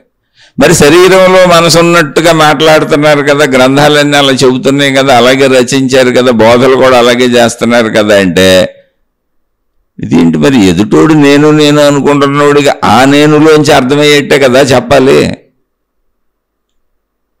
ఇప్పుడు ఆ వ్యక్తి తాను నేను ఈ శరీరం అని నమ్ముతున్నప్పుడు ఆ శరీరం నుంచే కదా నిన్ను నడిపించుకురావాలి. శరీరాన్ని వదిలేసి మనసు ఏం చెబితే అసలు నీకు నడకే అర్థం కాదు కదా, నీకేమీ అర్థం కాదు కదా, గందరగోళ పడిపోతావు కదా, ఎందుకంటే నీకు మనసు ఇంకా తెలియలేదు కదా. అందుకని నీకు తెలిసిన శరీరం నుంచి చెప్పుకుంటూ వచ్చారు బోధనే. నీకు అసలు జ్ఞానాన్ని ఎవరు బోధించలేరు, బోధింపబడిందంత అజ్ఞానమే. జ్ఞానం బోధించక్కర్లేదు, జ్ఞానం ఆల్రెడీ ఉంది, అదే మోక్షం. నువ్వు ఆల్రెడీ మోక్షానివే, నువ్వు ఆల్రెడీ ప్రాణశక్తివే, నువ్వు ఆల్రెడీ అనంత ఆత్మశక్తివే, నువ్వు ఆల్రెడీ మనసువే. నా మనసు సర్వవ్యాపకమైనటువంటి ప్రాణశక్తే. కానీ నీకు తెలియదుగా, నీకు తెలిసిన శరీరమేగా, ఆ శరీరంలో ఇంద్రియాలేగా, ఆ ఇంద్రియాలతో ప్రపంచంలో సృష్టిలోకి వెళ్ళి అన్నింటినీ గ్రహించటమేగా. ఆ గ్రహించింది మనసు అయిందని నీకు తెలుసు. శరీరంతో గ్రహిస్తున్నావు కనుక, శరీరంలో గుర్తున్నట్టుగా నీకు అనిపిస్తుంది కనుక, శరీరంతో ప్రయత్నిస్తున్నావు కనుక గుర్తొచ్చిన విషయాలు ఇదంతా నా లోపల జరుగుతుందని నువ్వు అనుకుంటున్నావు కనుక లోపలే అని చెప్పారు. నువ్వు లోపలని గాఢంగా నమ్మున్నావు కదా. నీ నమ్మకంతో ముందు తీసుకొచ్చి ఇప్పుడు నిన్నే పరిశీలించుకోమన్నారు. మనసు దాకా తీసుకొచ్చారు. మనసు ఎలా ఏర్పడిందో చెప్పారు. మనసు అవునండి ఉంది నాకండి, నువ్వు మనసు ఉందా లేదా అని నిన్ను అడిగారు. ఉంది నాకండి అని చెబుతుంది. ఎలా ఉందని అడిగారు. ఆలోచన రూపంలో, భావన రూపంలో ఉందండి, జ్ఞాపకాల రూపంలో ఉందండి అని. మనసు నిండా ఏమున్నాయని అడిగారు. ప్రపంచం నుంచి నేను గ్రహించినటువంటి విషయాలు ఈ శరీరంతో పంచేంద్రియాలతో గ్రహించిన విషయాలన్నీ మనసుగా ఉందండి అని చెప్పావు. ఓకే, బాగానే ఉంది. ఇప్పుడు మనసు ఉన్నమాట నిజమే కదా. అయ్యో లేకపోవటం ఏంటండి, మనసు లేకపోతే అసలు నా శరీరం లేదు కదా, కదలదు కదా అనేటువంటి స్పృహ కలిగించారు. ఇప్పుడు మనసు యొక్క స్వరూప స్వభావములు తెలుసుకో అని చెబుతున్నారు. మనసుని రూఢిగా నువ్వు ఉన్నది అని నమ్మినాక నువ్వేం నమ్మావు? నాలో మనసు ఉన్నదని నమ్మావు. ఓకే, ముందు అసలు మనసు ఉన్నదని నమ్మాలి, మనసు ఎలా ఏర్పడుతుందో నీకు తెలియాలి, శరీరం అంటే ఏంటో తెలియాలి, ఈ రెండింటికి మధ్యన మొత్తం సంబంధ బాంధవ్యములన్నీ తెలియాలి. తెలిసినాయి, ఇప్పుడు స్థిరపడ్డావు. ఇప్పుడు మనసు స్వరూప స్వభావములు కనుక్కో అని చెప్పారు. మనసు స్వరూప స్వభావములు ఏంటి? అది సర్వవ్యాపకంగా ఉంది, అనంతంగా ఉంది. స్మరణ మాత్రం చేత ఎక్కడికైనా వెళ్ళిపోతుంది. అంటే మనసు వెళ్ళిపోతుంది అంటే శరీరం కదులుతుంది కనుక వెళ్ళిపోతుంది అనుకుంటున్నాం మనం. ఇప్పుడు నేను శరీరంతో వెళ్ళాలి కనుక మనసు కూడా వెళుతుంది అనుకుంటున్నాను నేను. అంటే నాకు అర్థమైన భాషలోనే మాట్లాడుతున్నాను, నాకు అర్థమైన భాషలోనే వాళ్ళు కూడా చెబుతున్నారు. ప్రాబ్లం అది. ఇంతకే ప్రాబ్లం ఏంటంటే ఒక వ్యక్తికి ఎలా అర్థం అవుతుందో అలాగే చెబుతున్నారు. అంతే తప్ప నాకు అర్థమైన రీతిలో చెబితే నీకు అర్థం అవ్వదు కదా, నీకు అది తెలియని విషయం కదా. అందుకని నేను శరీరముతో కదిలి సంచరిస్తూ అన్నిటినీ పొందుతాను కనుక, ప్రయత్నించి పొందుతాను కనుక, శరీరం పరిమితి కనుక, అన్నీ విభిన్నముగా ప్రపంచంలో పరిమితముగా వేరువేరుగా అనిపిస్తున్నవి కనుక నేను స్మరణ మాత్రం చేత ఇప్పుడు మా అమ్మాయిని గుర్తు చేసుకోగానే మా అమ్మాయి నాలో స్ఫురణకు వచ్చేసింది. ఇప్పుడు నేను మా అమ్మాయి దగ్గరికి వెళ్ళానా మీరు అనుకోండి? లేదే. మా అమ్మాయి నాలో ప్రకాశించింది. మా అబ్బాయి అనుకున్నాను, మా అబ్బాయి నాలో ప్రకాశించాడు, దర్శనము అంటూ. అలా నా వస్తువులు, నా డబ్బులు, నా విషయాలు నాలో ప్రకాశించినవి. అలాగే అమెరికా, నేను ఇక్కడే ఉన్నా, ఇండియాలోనే ఉన్నా. అమెరికాలో ఆ ఇల్లు, ఆ ఇంట్లో మా అబ్బాయి, అవన్నీ నాలో ప్రకాశించినవి. కానీ నేను వెళ్ళాను అనుకుంటున్నా. ఎందుకు అనుకుంటున్నా? శరీరం వెళుతుంది కనుక. చాలా జాగ్రత్తగానండి. ఇప్పుడు నా పెన్ను నా జేబులోనే ఉంది. నేను ఆల్రెడీ ప్యాంట్ షర్ట్ వేసుకొని ఉన్నాను, నా పెన్ను నా జేబులోనే ఉంది. నా కళ్ళజోడు నా కళ్ళకే ఉంది. నేను బండి మీద వెళ్తున్నాను, నా హెల్మెట్ నా తల మీదే ఉంది. నేను ఎక్కడో ఆఫీస్కి వెళ్ళిపోయాను, మొత్తం చేరిపోయాను. ఒక్క సెకండ్ అలా బండి స్టాండ్ వేసి కూర్చొని కళ్ళు మూసుకున్నాను. నా పెన్ను నా జేబులోనే ఉంది, కానీ నా మనస్సులో పెన్ను తెచ్చుకున్నానా లేదా అనుకున్నాను. కళ్ళు మూసుకొని ఉన్నాను. అది నా జేబులో నాకు దర్శనమైంది. చొక్కా కనపడింది, జేబులో దర్శనమైంది, కానీ నేను కళ్ళు తెరిచి చూడలే. అంటే ఏంటి? మనోదర్శనం. నాకు లోపల అది కనపడింది, ఉన్నదనిపించింది, లోపల తెలిసింది. అలా నా హెల్మెట్ నాకు తెలిసింది, నా వాహనం నాకు తెలిసింది, నా ఆఫీస్ నాకు తెలిసింది. ఇప్పుడు నేను వెళ్ళి కూర్చోబోయేటువంటి నా స్థానం కూడా నాకు తెలుస్తుంది. తర్వాత నేను చేయబోయే పని కూడా నాకు తెలుస్తుంది. అంత కళ్ళు మూసుకొని ఉన్నా. అంటే ఏంటి? నాలోనే అది నాకు దర్శనం అవుతుంది. అలాగే ఎంత సుదూర ప్రాంతందైనా నాలో నాకు దర్శనం అవుతుంది. కానీ నేను అక్కడికి వెళ్ళానా అంటే స్మరణ మాత్రం చేత అని ఎందుకంటున్నామంటే, స్మరించగానే నాలో కనపడినప్పుడు నేను వెళ్ళినట్ట, అది నాలో ఉన్నట్ట? అది నాలో ఉన్నట్టు. కానీ వెళ్ళినట్టు నేను ఎందుకు మాట్లాడుతున్నానంటే శరీరంతో వెళ్ళటం నాకు అలవాటు కాబట్టి. ముందు ఈ భాషనంతా మీరు మార్చుకొని అర్థం చేసుకోవాలి. మొత్తం రివర్స్ అయిపోద్ది ఇది. అంటే మొత్తం మనసులో ఉన్నది, మొత్తం మనసులోనే ఉన్నది స్మరణ మాత్రం చేత దర్శనం అవుతుంది. అంతే తప్ప నేను ఎక్కడికి వెళ్ళలేదు. అసలు నేను ఎక్కడికి వెళ్ళలేదు. అలాగే నాకు ఒక స్వప్నం వచ్చింది. స్వాప్నిక ప్రపంచమంతా మొత్తం నా మనసులోనే ఉంది. అక్కడే జరుగుతుంది, మనసులోనే జరుగుతుంది. కానీ అది సుదూర ప్రాంతాల్లో కనబడుతుంది. అందులో నేను కూడా ఉన్నాను. అది నా మానసిక శక్తి యొక్క విలాసము, నా మానసిక శక్తి యొక్క వినోదము. అది నా మానసిక శక్తి యొక్క స్వరూప స్వభావము. అందులో నేను కూడా ఉన్నాగా. ఒకవేళ నేను శరీరంలోనే మనసు ఉంటే మళ్ళీ నా మనసులో మళ్ళీ నా కళ్ళలో నేను కూడా ఉన్నాగా. కాదు, అది మనసు సర్వవ్యాపకము. అందుకని మనసు యొక్క స్వభావం ఎప్పుడైతే తెలుసుకుంటామో అసలు వెళ్ళటము రావటము లేదు. అది శరీరానికి మాత్రమే. అది కూడా పరిమిత భావన కనుక శరీరం వెళ్ళినట్టు వచ్చినట్టుగా మనం జీవిస్తున్నాం కనుక అది నిజమే, శరీరపరంగా నిజమే. కానీ దాన్నే మనసుకు కూడా ఆపాదించుకుంటున్నాం మనం. కాదు, మనసు స్వయం ప్రకాశము, సర్వవ్యాపకము. సమస్తము దానిలోనే ఉన్నాయి, సమస్తము అది వ్యాపించే ఉంది. అయితే నేను శరీరముతో ఏమి ఐడెంటిఫై చేశానో వాటిని మాత్రమే మనసులో నేను స్వీకరిస్తాను. నేను గుర్తించిన వాటిని నేను గుర్తించలేను. ఆల్రెడీ నేను గుర్తించి ఉండాలి, అందుకే అది మనసు. అయితే ఈ మనసు ఎక్కడ ఏర్పడింది, ఆ సర్వవ్యాపకం ఏంటి అన్నప్పుడు ముందు మనసు స్వరూప స్వభావాలు తెలుసుకుంటే మనకు అర్థమవుతుందిగా. ఏమని? ఒకటి, అది సర్వవ్యాపకము. రెండు, అందులో ఎన్నేసినా దానికి వచ్చిన ప్రాబ్లం లేదు, బరువు లేదు, బాధ లేదు, ఎన్నైనా అందులో పడేయచ్చు. స్మరణ మాత్రం చేత ఆ విషయం గుర్తు రావటం, అది ఎంత సుదూరమైందైనా ఎంత దగ్గరదైనా.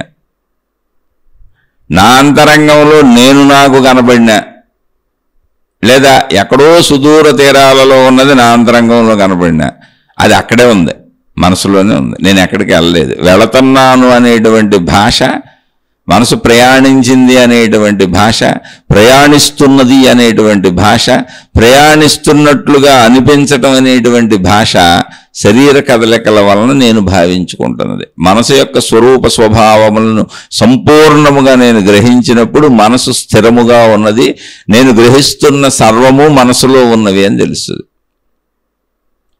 అయితే నేను మనసులో ఉన్న నాకు శరీరముతో గ్రహించిన వాటినే గ్రహించగలుగుతున్నా, మిగిలిన దాన్ని నేను గ్రహించలేకపోతున్నా. ఎన్నున్నాయో నాకు తెలియదు. శరీరముతో నేను గ్రహించిన వాటిని గ్రహిస్తున్నా, అంతే. ఓకే, ఇప్పుడు మనసు స్వరూప స్వభావాలు తెలిసినాయి కదా మనకి. తెలిసినప్పుడు అది శరీర పరిమితిలో ఉందా? లేనే లేదు.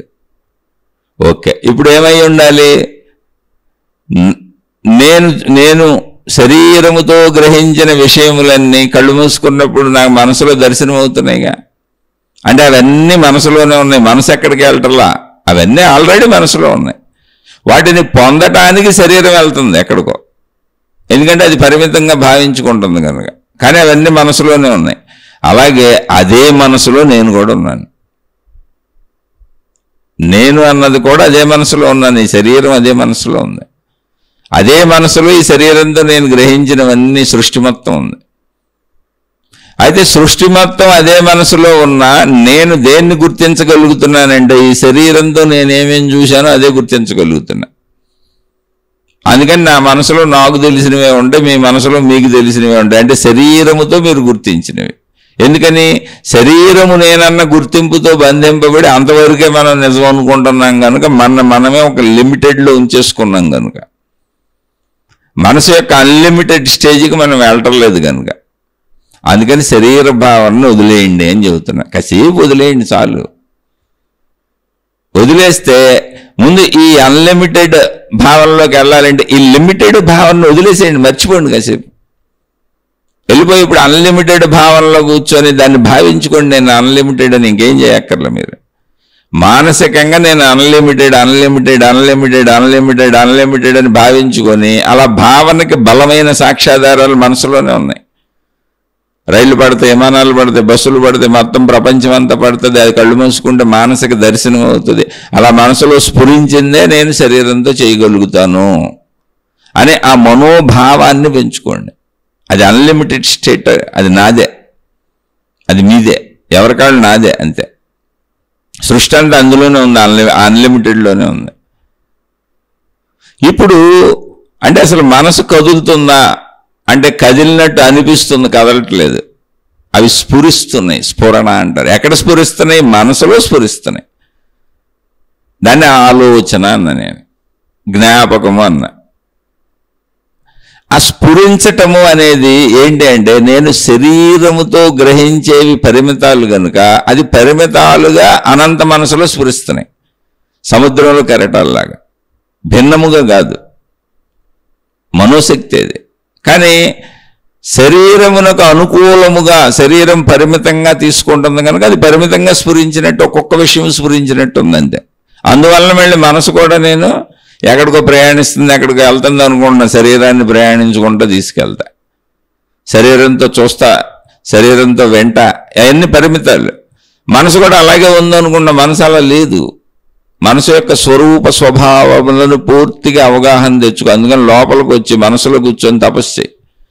మనసు యొక్క స్వరూప స్వభావములు తెలుసుకో. అది అనంతముగా ఉన్నది, అది శాశ్వతముగా ఉన్నది, అది స్థిరముగా ఉన్నది, అది శక్తి స్వరూపముగా ఉన్నది.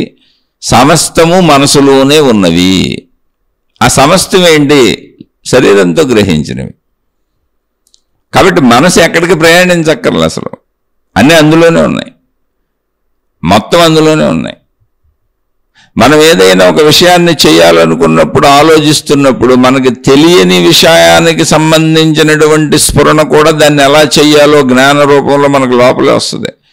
భూమి మీద కనపడుతున్నటువంటి మానవుని ఆవిష్కరణలన్నీ మానవుని తల్లోంచి వచ్చినాయి, మనసులోంచి వచ్చినాయి, ఆ జ్ఞానంలోంచి వచ్చినాయి. ఎన్నున్నాయి మనం వినియోగ వస్తువులు ఎన్ని వాడుకుంటున్నామో అవన్నీ కూడా ఇంతకు ముందు లేవు. మనిషి కనుగొన్నాడు అన్నది ప్రతిదీ మనిషిలోనే స్ఫురించింది. అంటే దానిలో సర్వస్వం ఉంది. నువ్వు ఆ సర్వస్వంలో ఏం కావాలనుకుంటున్నావో అది ఉత్పత్తి చేసుకుంటున్నావు అంతే.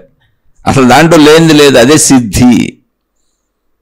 దాన్ని నువ్వు సిద్ధింపజేసుకున్నావే మనం వాడుకునేటువంటి వస్తువులు. నువ్వు వస్తువుల్ని సిద్ధింపజేసుకుంటున్నావు, విషయాలను సిద్ధింపజేసుకుంటున్నావు, శరీర భావన పెంచుకుంటూ శరీర భావనకు అవసరమైన సిద్ధింపజేసుకుంటున్నావు, కానీ ఒరిజినల్గా మనసుని సిద్ధింపజేసుకోవట్లా. ప్రాబ్లం అది. అన్నిటినీ సిద్ధింపజేసే మనసుని సిద్ధింపజేసుకున్నావు అనుకో, అన్నీ నీకు సిద్ధమైపోయి ఉన్నాయి అక్కడ. అందుకని నువ్వు ఏది స్మరిస్తే అది ముందు మనసులో నీకు దర్శనం అయిపోద్ది. మనం ఏం చేస్తాం? శరీర భావంతో మనసును ఉపయోగించుకొని శరీరానికి అవసరమైన వాటిని సిద్ధింపజేసుకోవడానికి ప్రయత్నించి వాటిని సిద్ధింపజేసుకునే ప్రయత్నం చేస్తున్నాం. ఓకే, తప్పు లేదు, శరీరానికి అవసరమే, సిద్ధింపజేసుకో. శరీరపరంగా అది నిజమే, కానీ మనోపరంగా అది నిజం కాదు. మనస్సు ఆల్రెడీ సిద్ధించే ఉన్నాయి అన్ని దాంట్లో. నువ్వు మొత్తంగా మనసుని సిద్ధింపజేసేసుకుంటే ఇంక నీకు సిద్ధించింది ఏమి ఉండదు ఇక్కడ. నువ్వు సిద్ధుడివే, నువ్వు సిద్ధురాలివే. సర్వము అందులోనే ఉన్నాయి. ఎందుకని? ప్రపంచంలోని ఆవిష్కరణలన్నీ మనిషి మనసులోంచి, ఆలోచనలోంచి, జ్ఞానంలోంచి, థింకింగ్లోంచి పుట్టినవే. అంటే ఇక్కడ మన సోదరుడు ప్రశ్నలో కూడా రాశారు ఏమని అంటే, sense organs perceive, feel, think అని. అంటే పర్సీవ్ అంటే పర్సూ చేయడం, దాన్ని గ్రహిస్తాయి, ఫీల్ అవుతాయి, ఆలోచిస్తాయి. ఆ ఆలోచన శక్తిలోంచి అన్ని పుట్టుకొచ్చినాయి. అంటే ఏంటి? సిద్ధించబడేదంతా కూడా, సిద్ధి అంతా కూడా మనసులో ఉంది. ఆల్రెడీ అది ఉంది కాబట్టి సిద్ధించబడుతుంది నీకు. అయితే నువ్వు ఏ వైపు దృష్టి పెడితే శరీర భావనలో నువ్వు పరిమితంగా నిన్ను నువ్వు అనుకుంటున్నావు గనక, ఆ శరీరము నేననే జాడ్యము, అజ్ఞానం మనకు పోలేదు కనుక ఆ పరిమిత భావనలో ఇమిడిపోయి సత్యమని భావించుకుంటున్నాం కనుక ఆ శరీరము ఏ వైపుగా దృష్టిని సారించిందో ఆ వైపు సిద్ధిస్తుంది నీకు. నువ్వు శరీర భావాన్ని వదిలేసి మొత్తంగా మనసును నేనే, దాని సర్వవ్యాపకతని, అనంతత్వాన్ని గిన నువ్వు స్వరూప స్వభావములను 100కి 100 నమ్మి మొత్తంగా మనసు నేనే అని నమ్మితే యావత్ సృష్టి నీలో సిద్ధింపబడే ఉన్నది. ఇది మహిమల మాయలు కాదు, సత్యం అది. మరి ఎందుకండి నేను గుర్తించలేకపోతున్నాను? యావత్ సృష్టి నాలో సిద్ధింపబడే ఉంది, యావత్ జ్ఞానము నాలో సిద్ధింపబడే ఉంది, సర్వస్వము నాలో సిద్ధింపబడే ఉన్నా నేను ఎందుకు దాన్ని గుర్తించలేకపోతున్నానంటే, శరీరంతో గుర్తించిన వాటినే నువ్వు గుర్తించగలుగుతున్నావు. ఎందుకంటే శరీరం నేను అనుకుంటున్నావు కాబట్టి. అది ప్రాబ్లం అక్కడ ఉంది. అందుకని మనోస్వభావాన్ని తెలుసుకో. శరీర స్వభావాన్ని కాసేపు వదిలేస్తే తప్ప మనోస్వభావాన్ని తెలుసుకోలేవు. అందుకని శరీర భావాన్ని ముందు వదలటం నేర్చుకో. నేను పరిమితుడను, పరిమితురాలనని అజ్ఞాన భావానికి స్వస్తి పెట్టడం నేర్చుకో కాసేపు. అదే సాధన. ముందు సాధన చెయ్యి. మనస్సు యొక్క స్వరూప స్వభావాలను తలుచుకో. అనంతత్వ భావన స్థిరపడేలా మనసుని, దాని స్వరూప స్వభావాలని మననం చేసుకో, దాన్ని జ్ఞాపకం చేసుకో. ఇప్పుడు చెప్పుకుంటున్నాం అదే మననం. పదే పదే మననం చేసుకో. మనోభావాన్ని స్థిరపరుచుకో లోపల. మనసు ఉన్నది నిజమేగా. అప్పుడు నేను ఒక సర్వవ్యాపకతని తెలుసుది. మనసు ఎక్కడికి ప్రయాణించట్లే, అన్ని మనసులోనే ఉన్నాయి. అందుకే అక్కడక్కడే స్ఫురిస్తున్నాయి. ఎక్కడో స్ఫురించట్లా, అక్కడే స్ఫురిస్తున్నాయి. స్ఫురణంతా అక్కడక్కడే జరుగుతుంది మనసులోనే. అప్పుడు మనసు యొక్క అనంతత్వము, మనసు యొక్క సర్వవ్యాపక జ్ఞానతత్వము, సిద్ధించేవన్నీ మనసులోనే ఉండి సిద్ధించటము. ఎన్ని కనుక్కున్నారండి మనుషులు? ప్రపంచంలో ఎన్ని వస్తువులు ఉన్నాయి చూడండి. అవన్నీ మనిషి తల్లోంచి వచ్చినాయిగా. ఎన్ని రకాల మందులు, ఎన్ని రకాల ఆహార పదార్థాలు, ఎన్ని రకాల ఆహార పదార్థపు ఉత్పత్తులు, ఎన్ని రకాల వినియోగ వస్తువుల ఉత్పత్తులు, కోటాను కోట్లు ఉన్నాయి. ఇంకా కనుక్కుంటానే ఉన్నారు. ర్యాకెట్లు వేసుకొని ఇతర గ్రహాల మీదకి వెళ్ళిపోతున్నారు. ఎక్కడ పుట్టింది ఇది? ఆలోచనలోనే దొరికింది, అక్కడే స్ఫురించింది. ఆలోచిస్తే ఆలోచన పక్కనే స్ఫురిస్తుంది. అంటే అంటే ఎక్కడ మనసులోనే ఆలోచన ఉంది, ఆ ఆలోచన ఆలోచిస్తుంటే అక్కడే స్ఫురిస్తుంది దాని ఆన్సరు. అయితే నేను శరీరం అన్న భావనలో ఉన్నావు కనుక నువ్వు ఆ స్ఫురణని పరిమితంగా తీసుకుంటున్నావు, అది అపరిమిత స్ఫురణ. అందుకే అనేక మంది అనేకం ఎటు పెడితే అటు, వాళ్ళ దృష్టిని ఎటు పెడితే అటు అనేకంగా అనుకున్నారు. అది ఆలోచనలోంచే కదా పుడుతుంది. అద్భుతమే ఉంది, మనిషి ఆలోచనలోంచి పుట్టినాయి ఇవన్నీ అన్నప్పుడు మనిషి ఆలోచన స్థాయిని చూడు ఒకసారి, ఆ జ్ఞాన స్థాయిని చూడు. అది మనోస్థాయి, అది అనంతము, సర్వవ్యాపకము, అఖండము. అసలు అది అంతం అవ్వదు ఎప్పటికే. దాన్ని ఒక చోట లిమిటెడ్గా చెప్పడానికి కుదరదు. అటువంటి మనసు యొక్క స్వరూప స్వభావము నీకు దర్శనమైనప్పుడు, అంటే నీలో నీకు ఆ భావన గాఢ భావన స్థిరమైనప్పుడు, నేను ఆ మనసును అనేటువంటి భావం నీకు స్థిరమైనప్పుడు, ఆ మానసిక స్థితిలో యావత్ సృష్టి వ్యాపించి ఉన్నది నేనే అన్న భావన కలుగుద్ది. యావత్ సృష్టి అక్కడే ఉంది, ఆ మనసులోనే ఉంది. అందుకే అక్కడే స్ఫురిస్తుంది, నేను అక్కడే ఆలోచిస్తున్నాను, అక్కడే కనుగొంటున్నాను, అక్కడే స్ఫురిస్తుంది. దానికోసమే శరీరంతో ప్రయత్నిస్తున్నాను. అన్నీ అక్కడక్కడే జరుగుతున్నాయి, మనసు ఎక్కడికే ప్రయాణించట్లేదు. మనసులో స్ఫురించిన దానికోసం, మనసులో ఉన్న సృష్టి, ఆ సృష్టిలో ఉన్నది ఏదో ఒకటి స్ఫురించిన దానికోసం శరీరం తిరుగుతుంది, మనసు ఎక్కడికి తిరగట్లేదు. ఇది తెలియాలి ముందు, తలకిందులైపోద్ది సత్యం. ఇప్పుడు మనసులో శరీరం తిరుగుతుంది, ఒక మాటలో చెప్పాలంటే అది అర్థం అవ్వాలి. మనసు అంతా ఏంటి? సృష్టి అంతా మనసే. పదార్థములు, విషయాలు ఎన్ని కనపడుతున్నాయి అదంతా మనసే. ఏక మనసు, ఏక సృష్టి, అందులో శరీరం సంచరిస్తుంది. ఇది తెలియాలి, ఇది అనుభవం కావాలి. మనసు యొక్క స్వరూప స్వభావం అనుభవం కావాలి, దాని వ్యాపకత అనుభవం కావాలి, దాని జ్ఞానం అనుభవం కావాలి. అది ఎన్నిటిని ఆవిష్కరిస్తున్నదో, ఎన్నిటిని ఆల్రెడీ ఆవిష్కరించేసిందో, ఎక్కడ ఆవిష్కరణలు పుడుతున్నాయో తెలియాలి. ఎక్కడ ఆవిష్కరణలు పుడుతున్నాయి, ఎక్కడ థింకింగ్, ఆలోచన అనేది జరుగుతున్నదో అక్కడ ఆవిష్కరణ పుడుతుంది. ఆవిష్కరణకు ఇంకో కొత్త ప్లేస్ లేదు. ఎక్కడ థింకింగ్, ఆలోచన అనేది జరుగుతుందో, ఆలోచించడం అనేది జరుగుతుందో అక్కడే ఆవిష్కరణ జరుగుతుంది, అక్కడే పుడుతుంది. అది ప్లేస్ అదే. అంటే అన్నీ అక్కడ ఆల్రెడీ సిద్ధించే ఉన్నాయి. నువ్వు వెళ్ళి చూస్తే చాలు, నువ్వు పరిశీలిస్తే చాలు. కానీ ఎందుకు నాకు అది అనిపించట్లేదు, ఇప్పుడు ఎందుకు కనిపించట్లేదు అంటే నేను దేహంలోంచి వస్తున్నా. నేను ఆల్రెడీ శరీరం అనే కళ్ళజోడు పెట్టుకొని, పరిమితం అనే కళ్ళజోడు పెట్టుకొని, అజ్ఞానం అనే కళ్ళజోడు పెట్టుకొని అందులోంచి వస్తున్నా. నేను ప్రాబ్లం అది, నేను చూస్తున్న కళ్ళజోడు ప్రాబ్లం. అందుకని శరీర భావన నుంచి నువ్వు దాటి లోపలికి వస్తే తప్ప ఇది ఎప్పటికీ అర్థం కాదు. లోపలికి అనేది మళ్ళీ శరీర భావంలో ఉన్నాం కాబట్టి మాట్లాడుకుంటున్నాం. మనసులో శరీరం ఉంది. మనసు ఏంటి? మొత్తం సృష్టి అంతా మనసే. కనబడేదంతా, వినపడేదంతా, శబ్దస్పర్శ రూపరస గంధములుగా దొరికేదంతా మనసే. ఎంత ఉంటే అది, ఎంత దూరం ఉంటే అంత దూరం మనసు ఉంది, అదంతా మనసే. అందులో నేను నా శరీరంతో ఏమేమి చూశానో అవి గుర్తించగలుగుతున్నా, మిగిలిన దాన్ని నేను గుర్తించలేకపోతున్నా. నాకు అది లేనట్టుగా భావించుకుంటున్నా, కానీ అదంతా అక్కడే ఉంది. ఎందుకని మళ్ళీ ప్రయత్నించినప్పుడు నేను వెళ్ళి నాకు తెలియని దాన్ని కూడా తెలుసుకుంటున్నా, నాకు కనపడిన దాన్ని కూడా మళ్ళీ ఈసారి చూస్తున్నా. అలా మళ్ళీ అన్నీ అనుభవిస్తున్నా, అలా వ్యాపకతగా సాగుతానే ఉన్నా. అదే జీవితం, అదే జీవితం. వ్యాపకతగా సాగడమే జీవితం. అంటే జీవితం అనే శరీర ప్రయాణం ఏంటి అంటే, మనసులో ఉన్నటువంటి సర్వ సృష్టిని ప్రతిరోజు చూసుకుంటూ పోతుంది, అనుభవించుకుంటూ పోతుంది అంతే. శరీరం చచ్చే వరకు మనసు వ్యాపించే ఉంది. శరీరం చనిపోయే వరకు ఎంత దూరం ప్రయాణిస్తుందో, ఎంత తిరుగుద్దో, ఎన్ని కోరుకుంటుందో, ఎన్ని అనుభవిస్తుందో, ఎంత ప్రయాణం సాగుద్దో అంత దూరము మనసు వ్యాపించే ఉంది. మనసు ప్రయాణించట్లేదు. మనసులో శరీరం ప్రయాణించి ప్రయాణించి అలసిపోయి నిద్రపోయి మరణం అని చెబుతుంది. రోజు అయితే నిద్ర, మెలకువ, మామూలుగా జీవితం అంతమైపోతే మరణం అన్నాం అంతే. ఇది మనసులో జరుగుతుంది. అందుకని నేను మనసులను ముందు స్థిరపరుచుకుంటే అప్పుడు అసలు మనసు అనే దానికి మూలశక్తి ఏంటి అంటే, మనసులో ఎప్పుడైతే సృష్టి లేదో, శరీర సంబంధిత విషయాలు లేవో అదే ప్రాణశక్తి. మనసే ప్రాణశక్తి. ప్రాణశక్తిలో ఎప్పుడైతే సృష్టి ఉందో, శరీర సంబంధిత విషయాలు ఉన్నాయో అప్పుడు అది మనసు. రెండు ఒకటే. విషయాలతో కూడితే అది మనసు, విషయాలు లేకపోతే అది ప్రాణశక్తి. అప్పుడు నేను ప్రాణశక్తిని నీకే తెలుస్తుంది. అనంతత్వమైనటువంటి మనసులోనే సర్వము ఉన్నప్పుడు మొత్తము సర్వము వ్యాపించి ఉన్నటువంటి ప్రాణశక్తే ఉన్నదంతా అదే అని తెలుస్తుంది. సృష్టి అంతా దానిలోనే ఉంది, అదే సృష్టిగా ఉన్నది అని తెలుస్తుంది.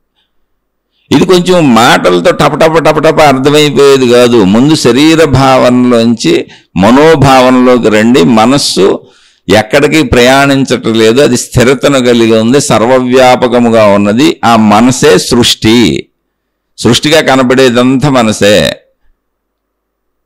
మనసులో శరీరము సంచరిస్తున్నది, మనసులో ఆలోచనలు స్ఫురిస్తున్నవి, మనసే అన్నిటినీ సిద్ధింపజేస్తున్నది. మనసు జ్ఞానస్వరూపం అదే.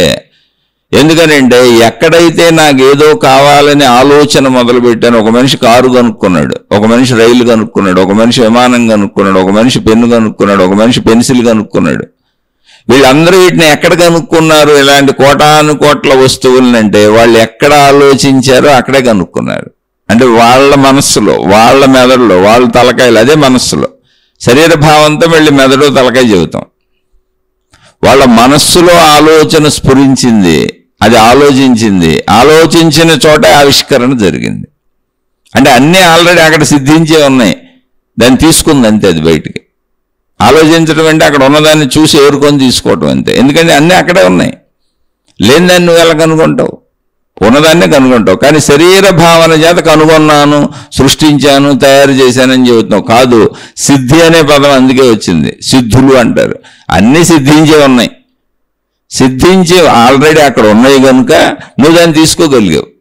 దాన్ని ఆవిష్కరణ అన్నావు, నువ్వు దాన్ని కనుగొనగలిగావు, నువ్వు దాన్ని సృష్టించగలిగావు. అసలు అక్కడ లేని దాన్ని నువ్వు సృష్టించలేవు. అదంతా శక్తి లక్షణం. అదంతా శక్తి లక్షణం. నామరూపాదులతో కూడినటువంటి విషయములున్నంత వరకు అది సృష్టి. ఆ సృష్టి మనసులో ఆ సృష్టి అంతా ఉంది. అందులో విషయాలు ఉంటే అది మనసు. విషయాలు సృష్టి మొత్తం తీసేస్తే అదే ప్రాణశక్తి. మనసే ప్రాణశక్తి, ప్రాణశక్తి మనసు.